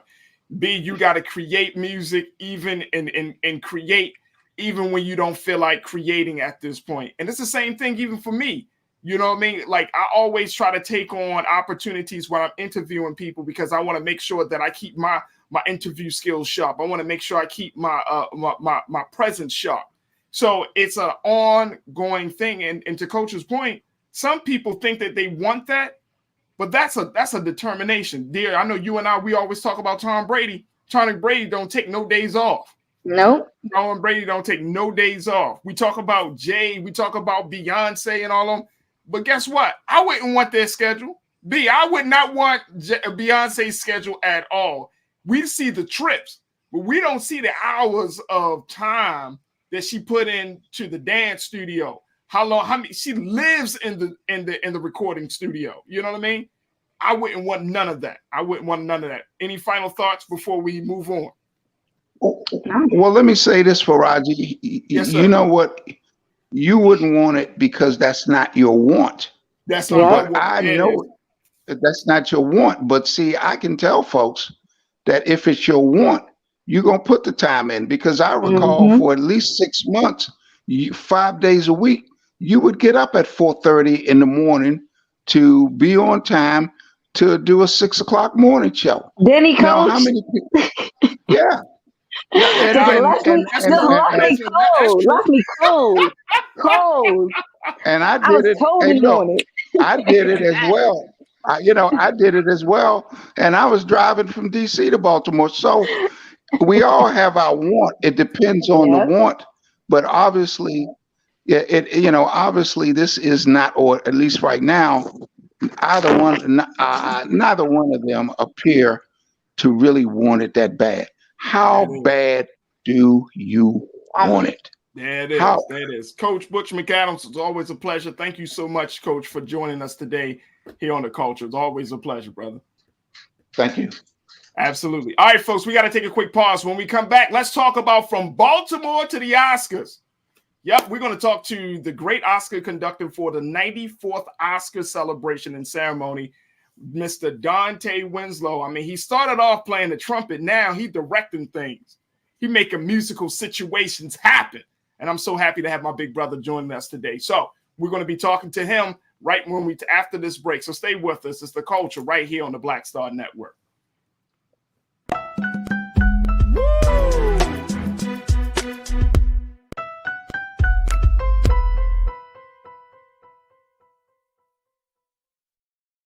Pull up a chair, take your seat.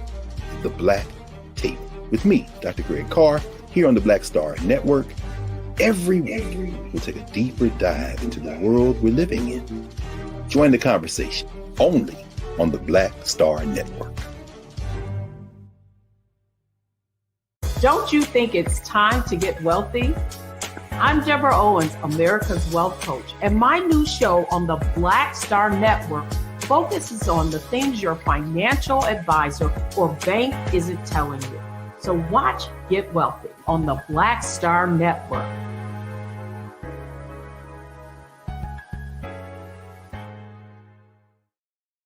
Hi, I'm Dr. Jackie Hood Martin, and I have a question for you. Ever feel as if your life is teetering and the weight and pressure of the world is consistently on your shoulders? Well, let me tell you, living a balanced life isn't easy. Join me each Tuesday on Black Star Network for A Balanced Life with Dr. Jackie. We'll laugh together, cry together, pull ourselves together, and cheer each other on. So join me for new shows each Tuesday on Black Star Network, A Balanced Life with Dr. Jackie.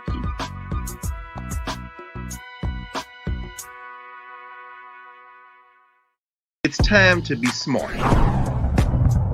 Roland Martin's doing this every day. Oh, no punches! Thank you, Roland Martin, for always giving voice to the issues. Look for Roland Martin in the whirlwind, to quote Marcus Garvey again. The video looks phenomenal, so I'm really excited to see it on my big screen. Support this man, Black Media. He makes sure that our stories are told. See, there's a difference between Black Star Network and Black-owned media and something like CNN. I got to defer to the brilliance of Dr. Carr and to the brilliance of the Black Star Network. I am Roland with Roland all the way. Honored to be on a show that you own. A black man owns the show. Folks, Black Star Network is here. I'm real revolutionary right now. Like, wow, Roland was amazing on there. Hey, Black, I love y'all. I can't commend you enough about this platform that you've created for us to be able to share who we are, what we're doing in the world, and the impact that we're having. Let's be smart. Bring your eyeballs home. You can't be Black-owned media and be scared. You dig?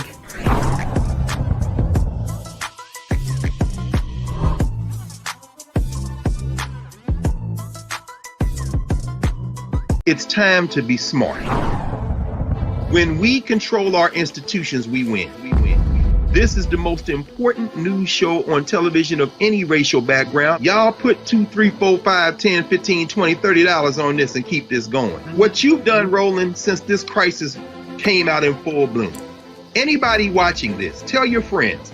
Go back and look at the last 2 weeks, especially of Roland Martin Unfiltered. I mean, hell, go back and look at the last 2 days. You've had sitting United States senators today, Klobuchar and Harris. Whatever you have, you can bring to Roland Martin Unfiltered to support it. Please do, because this information may literally save your life. Watch Roland Martin Unfiltered daily at 6 p.m. Eastern on YouTube, Facebook, or Periscope, or go to RolandMartinUnfiltered.com. Support the Roland Martin Unfiltered Daily Digital Show by going to RolandMartinUnfiltered.com. Our goal is to get 20,000 of our fans contributing $50 each for the whole year. You can make this possible. RolandMartinUnfiltered.com.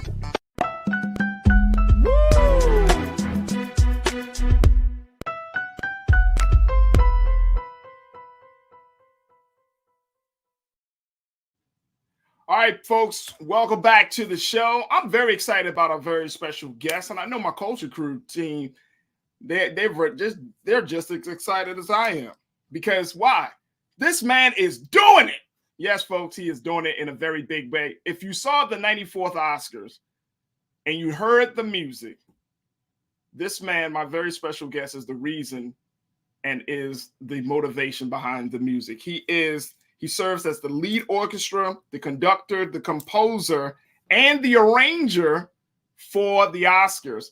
And we are so happy to have him to join us here on The Culture on the Black Star Network. My big brother, Brother Dante Winslow. Brother Dante. How are you? Good afternoon, my brother. Oh, I'm good. Look at you up in the studio and everything. I live in the studio. You know that. You do. Yeah. You do live in the studio. I'm surprised that you can handle your family responsibilities and still. We can start there. For most of those compositions that you heard on TV, I had Fire, my 8-month-old, on my lap right here while I'm composing. Are you serious? Oh my goodness! I let my queen Chic sleep for from 1 to 4 in the morning. That was like a regimen for me. Your 8-month-old on your lap sleeping. On my lap while I'm composing. While you were composing. Yes. So man. I was very focused. All right. Let me. All right, let's start here. And I want to bring in my culture crew because I got to bring the energy of these wonderful sisters into this conversation. Nira Muhammad, B Fly. Because this is all love right here. This is all love right here. Look at that. Look at that. All right. So look, hey Dante. Hey King. Dante, let's talk about the fact that you came from Baltimore. Yes. You went to my alma mater. You actually graduated. You left our alma mater way before I graduated. You're a graduate of the Baltimore School for the Arts, which is my high school. But did you ever see yourself growing up in Baltimore and then going down this path where you're one of the most sought out musicians in the industry? I mean, if we go down the list, let's go down the list. Who are the folks that you have worked with in your musical career? Let's start at D'Angelo, Lauryn Hill, Jill Scott, Lady Antebellum, Queen Latifah, Justin Timberlake, Wynton Marsalis, Terrence Blanchard, Dr. Dre, Kanye West, Jay-Z, Yo-Yo Ma, Kendrick Lamar, 3 Super Bowls, 3 Oscars, and 3 Grammy performances. Nas, and I'm sure. Yeah, because you did the Grammys. You just did the Nas piece. Yes. You composed the Oscars for this Oscar, this memorable Oscar in so many different ways, right? Yeah. And 3 times at the Super Bowl. The Super Bowl was with Dr. Dre and Eminem as well. I worked with Eminem. Well, Eminem, Snoop. I'm missing some people. Mary J. Blige. So you and people don't know you were actually on stage of that dynamic Super Bowl performance that we just saw in Los Angeles. Red Bell, yes. That's right, amazing. The trumpeter that you are. Yes. So did you see yourself going down? I mean, like what did you see when you went to school, when you were growing up in Baltimore, you were playing your trumpet? What was the vision you had for your career? Ooh, that's a good question. I couldn't see this far, I'll be honest. As a kid growing up in Baltimore playing an instrument, I could only see that I love composition. I love composers. I love classical music. I grew up listening to the Fat Boys and Rakim, Run DMC, so I knew I was going to be in the rap field. And then I later became addicted to jazz in high school, listening to Miles Davis, Clifford Brown, John Coltrane. So I knew in some way I would always fuse all of those as a hybrid in my style. And in the 12th grade, I wrote a song where I rapped and played trumpet. And I've been doing that for about 20 years thus after. And so I knew that I would be innovative. I knew I'd be different. I just didn't know how far it would reach or if it ever reached the masses. I'm still fighting for that national attention in terms of what I expose, like Black music wrapped in the tapestry of coming from the hood, but making it to Hollywood and having a family be a part of it. I mean, there have been a lot of stars who've done great music, but the family dynamic has not been presented as a forefront in their artistry as mine is. And so for me, as a kid, I knew I was special, always knew I was special, but I just didn't know how far the reach would be in terms of my influence. How did you keep that in mind? Because you actually came up under some challenging circumstances. Sure. So how did you hold on to the fact that you say, you know what, in spite of my circumstances, I still am special. How did that happen for you? It was very difficult. Unfortunately, in Baltimore in the 90s, a lot of women fell victim to heroin, and my mother was one of them. She died of AIDS, and she was addicted to drugs when I was in high school. But that only was a catalyst for my focus. And I felt like, I've been in raids and, drug dealers selling out the house and people busting in with guns. I mean, I've been in so many tragic situations that for me, the trumpet was a light. It was the only source of sanity. It was the only way I could say, okay, if I stay focused on this, I can make it off of North Avenue, so and my story is special in that the trumpet was a saving grace. It was God's way of saying, listen, child, I care for you. Here's the Moses staff. Hold on to this and I'm gonna let you part the sea with this instrument. So it's much deeper than an instrument. It's much more of an Excalibur, a sword that cuts through demons and cuts through bad spirits and opens the way for other kids to come behind me. Wow. I've never heard anybody describe the trumpet like that or a musical instrument like that. Yeah, I get serious. Yeah. How many hours do you put in? From even at the beginning of your career to now, how many hours did you put in? Because there's that it's not an old phrase, but we now talk of this day and time like if you don't put 10,000 hours, to be great. So how many hours would you say you put in? Like the coach was saying earlier, my passion is obsessive, and I always play about 2 to 3 hours a day. But since now I have multiple streams of income, I have to take care of different things. So I study scores for about an hour or two. I play the trumpet for about 2 hours. I have to take care of 3 kids. So I try to spend an hour with each kid. I try to spend a few hours with my wife. Then I practice maybe some harmony. I have a list on my wall. I'm methodical. So there's a list of everything I'm supposed to do throughout a given day, including time for play and relaxation. So for me, on the trumpet alone, just 2 hours, that's enough maintenance for me to maintain what I've developed over the years and also innovate and figure out new ways of expressing myself through the instrument. Really no days off, but sometimes Sunday, a day off is like practice because you strengthen the muscles by letting them recuperate and you let your mind float and do nothing. You may meditate or go to the beach with the family. So new creative insight can actually come into you through ether, through source, or through God. There it is. B Fly, Nira Muhammad. B, what's your question for Dante Winslow? Through ether, through source, through God. That's a whole bar right there, Dante Winslow. What is your advice for other couples in business with family, businessing with family? It's the juggle is real. And so I hear your breakdown that was almost methodical. 3 hours here, 2 hours here, 1 hour with each child. Is that the level of scheduling that it requires to maintain your scaling your dreams? I would say so. When you ignore one area, as you all, you may or may not know, but if you're in a relationship and when you ignore one area, the person notices, you notice, and there starts a deterioration. Same as with the instrument. If I practice slurring and tonguing, then phrasing will deteriorate.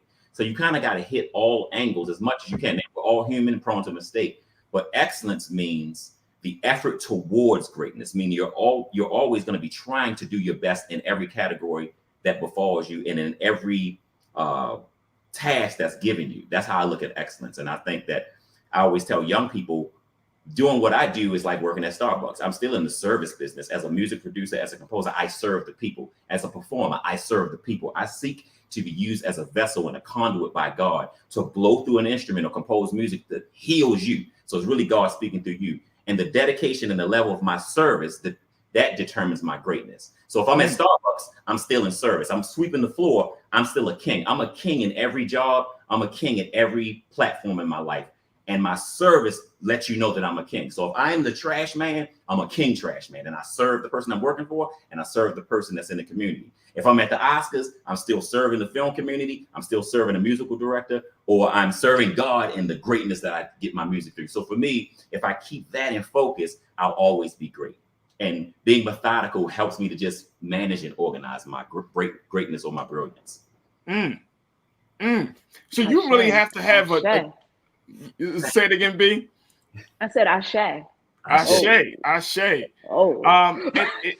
I mean, because there has to be, you have to see yourself in a certain light in order to humble yourself. Because when people see you and they hear about all of the great accomplishments that you've been blessed to achieve, you know, you still have to say, look, I'm a servant. You know what I mean? Like, I'm just an extension. I get that all the time, and I strive. And I'm telling you, Dante, I pray on it. I talk to my wife about it, really striving to, like, hey, you know what? At the end of the day, I'm just doing what I'm supposed to do, just playing my part. And for you, where does that come from? I guess listening and being of good service. I mean, you was talking about with your wife. I mean, I think about a king, and you think about serving a woman. Like, one man could think in his mind, I'm ruling over a woman, and this is how I king, or this is how I lead. But a real leader is able to listen and understand. And I think I've been married 22 years, so over 22 years with my beautiful queen, who is sort of the backbone of my power, if you will. She allows me to lead her, and I can only lead her if I'm listening to her. Does that make sense? So the humility comes in. I can go out into the world and conquer. I know I'm great, I'm genius, I'm brilliant. But when I go home, I bow my head to God. I'm face to the floor, and God pours blessing on me. Then I go and crush the world. So there's always, I love it. There's always this balance of, you may see me on TV and say, I'm the best ever. Oh, you think he's cocky? They don't know. At home, I'm in the closet, oil on the head, servant to the community, servant to children, servant to my wife. So for me, what's missing, I think, in media is you see the puffed up side of just some people, but those who are truly successful, you might not know the secret ingredients of how they access when they're home. And at least I can speak for myself. For me, serving my children and serving my wife is number one. If I don't do that well, I don't have the right to speak to you even here. Because I'm the same everywhere in every platform. And in order for me to demonstrate true power, I must demonstrate that in my home. And then that will go out into the universe and resonate as authentic power.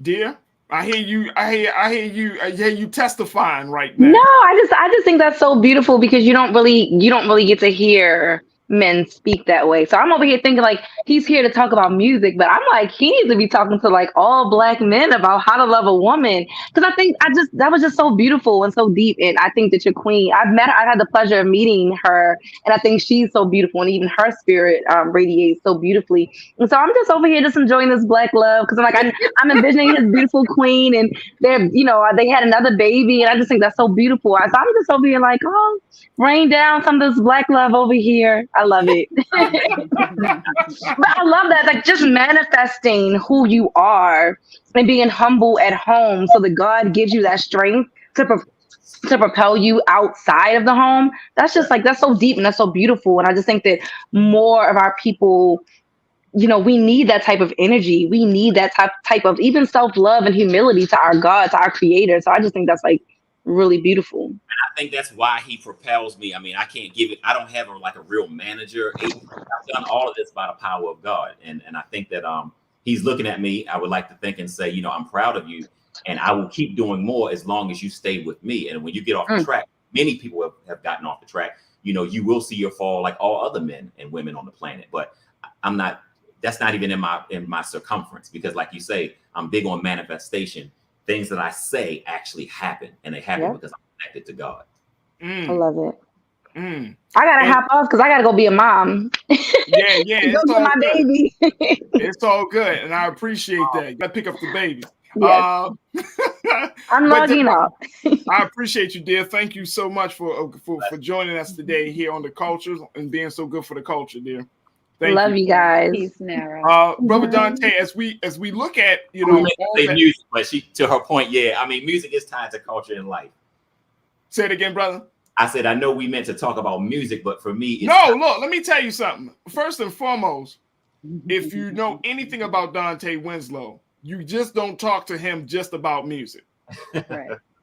I mean, seriously, just because of the fact that you bring so much into the conversation that I think is important. And to Nero's point, when you're talking about how you got here, I think we need to have some different conversations about success, and more importantly, how do you attain success without losing yourself in the process, right? And for me, I love talking to brothers and sisters who are the embodiment of success, but they gotten there on their own terms, quote unquote. They didn't, it's not about, being somebody else, or there's an authenticity that's there. And that's one of the beautiful things that I love about you. And one of the things that I wanted to highlight in this conversation is that it doesn't matter who you are in the sense of how you believe, if you understand that you are a vessel and that you're being used for all of these gifts and talents. And let me just say this, like, for example, one of our watchers, Donita, said that's what gifts are for, that, to share them with the world. But there is a way that you share your gift with the world that will bring in the financial means that you wanted to bring in, while at the same time, you can still, be yourself. You don't have to compromise who you are. You don't have to compromise your integrity. You don't have to downplay your experience. And I think people need to hear more of that, brother. I totally agree with you. And for me, I mean, once my book is written and once it comes out, people will see the track and the long length and discovery and struggle and pain it took to get to this beautiful man. But it's like, I too was a victim to poisonous pathology of self-hatred and depression, and thinking white people were better when I was younger, going to white university, living in the hood, being shot at. Everything you can name has happened to me, and I've done it. So I'm an older man now, and people see, oh, look at the fruit, but the fruit and the diamond took a lot of carving. And so I celebrate the success and I speak loudly about it, because I can tell young people, like, I know you may be 16 and 17 and you want to be like Lord Yacht Yacht or whatever it is. And that's only that you have blinders on, but you're greater than that, actually. And when I was young, there were so many people I wanted to be like. And for a lot of them, I've outgrown even that image. I've become something greater that God saw for me that I couldn't see for myself. So it's important for young people to see that, yeah, you look up to something, but trust you me that something is not even as good as you are at age 7. That's a bar, you know what I mean? Because kids think, oh, it's famous, or it's money, or it's glitz, or it's glamour, or it's tall, or it's beautiful, or it's this, but it's still not as beautiful as what you are right in the ghetto with your hair and your, mom, or your struggle, or your no card, getting to school, bus tickets on one lunch, lunch money, food stamps. You tend to just demean yourself when you look at the superficial when you're a child. But you have to know that you are so precious, so golden, so much better than any celebrity you see on TV. If I can impress that upon you, you will explode like a flower. And if you could see the beauty, you'll look back and say, oh my God, I'm that beautiful? Man, and show y'all my true God-given beauty. And that's the tough part. Hopefully we didn't lose our connection with Dante. Did we? Look like you froze a little bit. B, I'm blown away right now. I feel like I'm in a master class listening to Dante. Listen, I am here. Can we go over time? Like we are going over time. So we in it. I had to make sure we had a full, fruitful conversation. Yes, this is.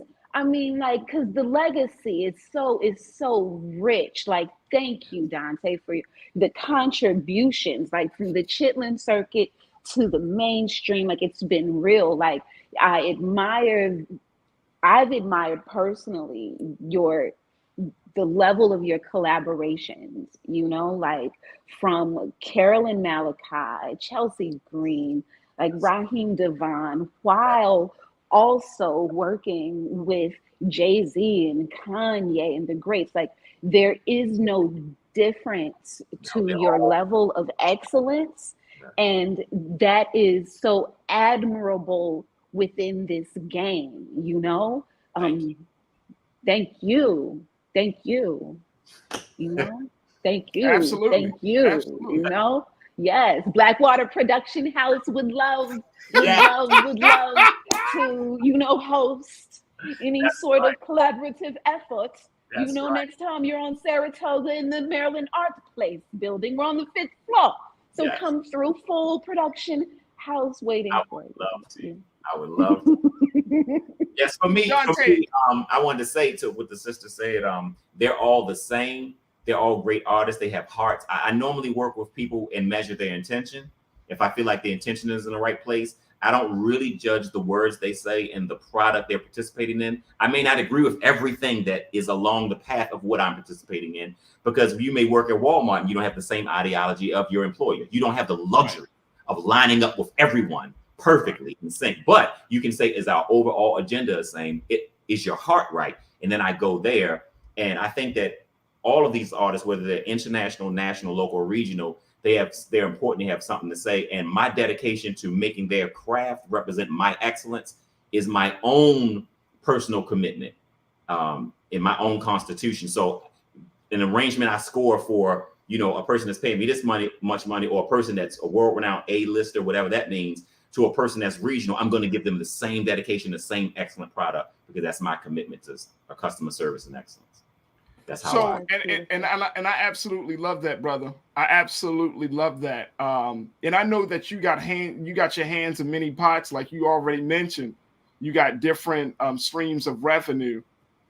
This Oscar role that you were blessed to get to serve as the, just really like a 360 involvement with the music, the production of the Oscars. Is that something that we can expect to see from you for next year's Oscars, for the 95th Oscars? Is that a direction that you're going into, where you are going to be doing, more composing, more conducting? Are you going to start doing more, music, movie soundtracks? Sure. What's the next step for you? Next step, I have a movie coming out starring Wesley Snipes and Tiffany Haddish that I'm scoring. I have another movie after the Oscars. I got like 3 movies coming, and I'll be keeping you updated with those. Film scoring is what my passion is, and that's where I'll be going, because I think Black media and music and the art and our brilliance needs to be shown on a big screen. And there's a certain level of brilliance that I want to bring to the music that underscores film that I haven't heard yet. And it's going to be something, it's going to be Baltimore influence, but it's going to be Shostakovich, Rachmaninoff, Bach, Beethoven, mixed with Miles Davis, mixed with Tupac. It's going to be something but it's going to be Dante Winslow, and it's something that has not been heard. And so God's going to open up that door, and it's going to be in the area of film music.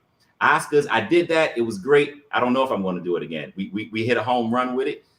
The rating's up 56%. Will Packer did a great job. Adam Blackstone, music director, did a great job. I served as an orchestrator, conductor, arranger, and trumpet player, probably historic for a Black man, especially a man from Baltimore, Maryland. Yes. And, I don't know if I can do that twice. But I want to do great things. And after I've conquered the Hollywood music industry, I want to be able to open up that window for other young talent to come behind me and show the world their brilliance as well. Well, brother, let me tell you, on this side of the world, you're a superstar, man. Thank you, man. You are a superstar, and I'm not saying that in a very, like a little frilly way. And I think B would appreciate this. Like, it's a beautiful thing to see Black men and Black women creating on a high level. Ooh. To create, and not just creating, but making an impact. That's one thing. But then to do it in spite of the challenges. That's right. In spite of the barriers. Yes, it's very difficult to maintain. Like you were saying earlier, it's hard to maintain your sanity in today's world in general, outside of music. But in this music business, I study a lot of biographies, and I look at the pitfalls of where our great ancestors have taken a turn, and I try to watch out for those. But in terms of me and my queen as a family unit, we resolve with each other that our number one responsibility is to each other. And that's ancestors are looking at us, they're on our shoulders. That is number one, that's paramount. That's beyond music, and that's beyond entertainment and art. So that's the reason why, one of the reasons why we don't want to do a reality show. We don't need to show our world the magic. God has already blessed our marriage. Come on, man. Every marriage is different. On. But it's important for us to look at each other every day in the third eye and really stay connected as man and woman, as king and queen. That's going to serve posterity. That's going to go through the generations. We've been here many, many lifetimes. This is just but one. So it's important that we live as best we can, our kids live, and it represents to the whole community and the diaspora the greatness that God has intended for the Winslow dynasty. Real quick, the question, Brother Dante, as a dad that's intimately involved with the production of music and the culture, do you impose that to your children? Do you want your sons and you want your daughter to follow your footsteps? What kind of dad are you? I'm a hands-on dad, and I'm a dad that is about rules and theology being presented in the best way possible. But I know that every human is born different. I taught at Gilmore Elementary in the hood, and I saw children of all walks of life with different backgrounds, and some made it and some didn't make it. And I know that life befalls people differently. So it's going to be, it's individualistic, the tutelage that I give each child. So if I know you're this way and you're lacking this, I'll give you this. And if I know you're this way, it's going to be different. So I'll make a regimen or a way of thinking for each child while nurturing what they came here with. Because everybody comes with a special gift, and everybody comes with a bent or a thorn in the side. My job as a parent is to recognize the thorn, correct it, me and my queen, to recognize it, correct it when possible. When I say possible, is because some things you have to learn on your own. We all know that. Yeah. And then the other side is to enrich you with so much history, wisdom, religion or spirituality, life lessons, morals, music, because I think music calms you and allows you to be sane, whether you become a musician or not. It's my job to pour as much as possible, and it's your job to take what I've given you and work it. Dante, I'm saying, hey, look, bro. Hey, look. I don't know if it's coming in your lifetime, B. I don't know if this is part of his work, but I hear Pastor Dante Winslow in the works. Oh my goodness. You know, when you are activated in your ministry, it will always sound like preaching. You know what I'm saying? Come on, man. So it's I think that's what we're hearing. That's what we recognize. That's you true. know, and you know, and continue on. I'm totally inspired. Thank you, B-Fly. That's very true. More than being a minister, it's just being activated in your power. There it is. There it is. Yeah. Hey, brother Dante, I appreciate your time today. Thank you so much. More importantly, you thank you so much. And I don't think people understand how much you have added to the culture of arts and culture for Black people across this country. But your sound is one of a very special, unique sound. And now your flavor is just being felt, not just through one instrument of the trumpet, but through many, many different instruments. So, you know, brother, I just want to say thank you so much for being so good for the culture, because we need you. We love you. We appreciate and respect you.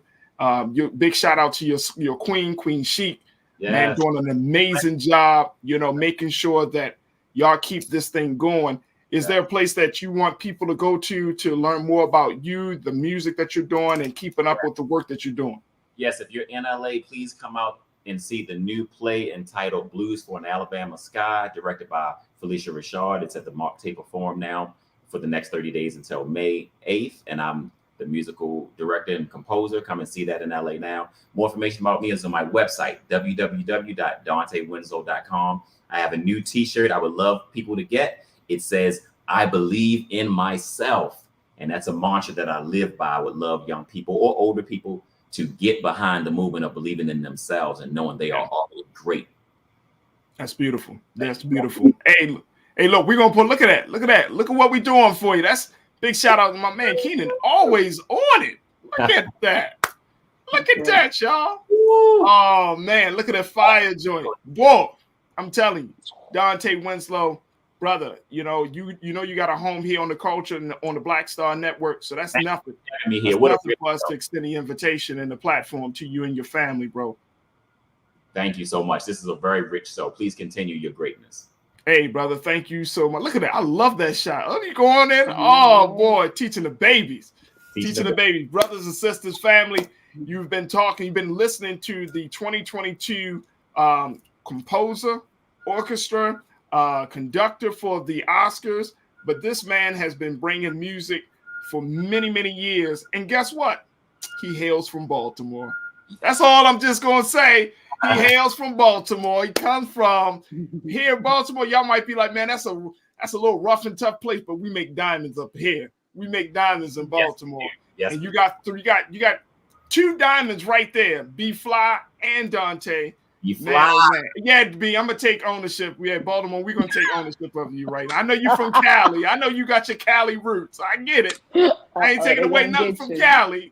I'm just saying you're in Baltimore now. Thank you. Listen, it's all good. My blood brother is Dante, so this is I am home. You know what I'm saying? Like, no coincidence. Like, I appreciate yes. that, Dante.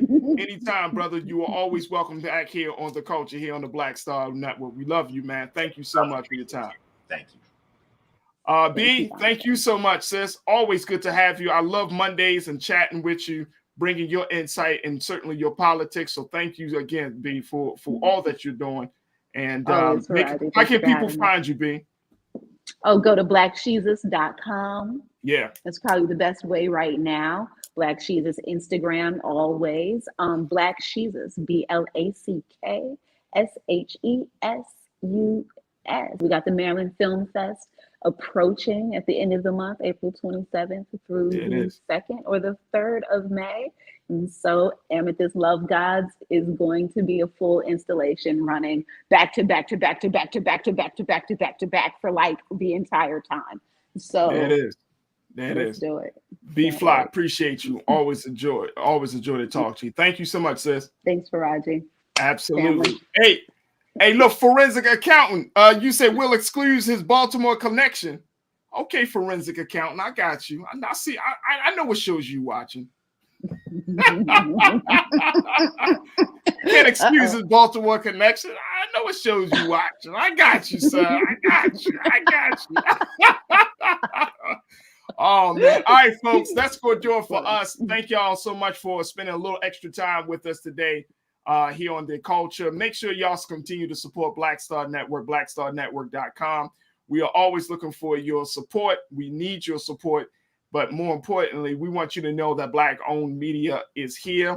We're doing alive and well. We rocking and rolling, and we're going to continue to bring you voices here on The Culture that I think are just phenomenal voices to have as we have these big conversations. So support us at blackstarnetwork.com. Tomorrow, God willing, guess who we going to bring on? Tomorrow we're going to bring on Dr. Steve Perry. Yes. The educator, Dr. Steve Perry. Yeah, we're going to talk to Dr. Perry about education and a host of things. So y'all make sure y'all tune in for tomorrow's show. That's all I'm saying. Make sure you tune in. We'll get into some great conversation with Dr. Steve Perry and so much more. So that's happening tomorrow. And later this week, I got some other very special guests coming through as well. So we just kicking it. We just getting it started. We just letting you know that the culture is here. The culture is really, really here. All right, folks, that's going to do it for me. I thank each and every one of you for your comments, for your love, for your support. Stay tuned. Up next at the 6 o'clock Eastern Standard Time, it's my big brother Roland Martin with Roland Martin Unfiltered. As always, never be afraid to challenge what's wrong. Stand for what's right while being yourself in the process.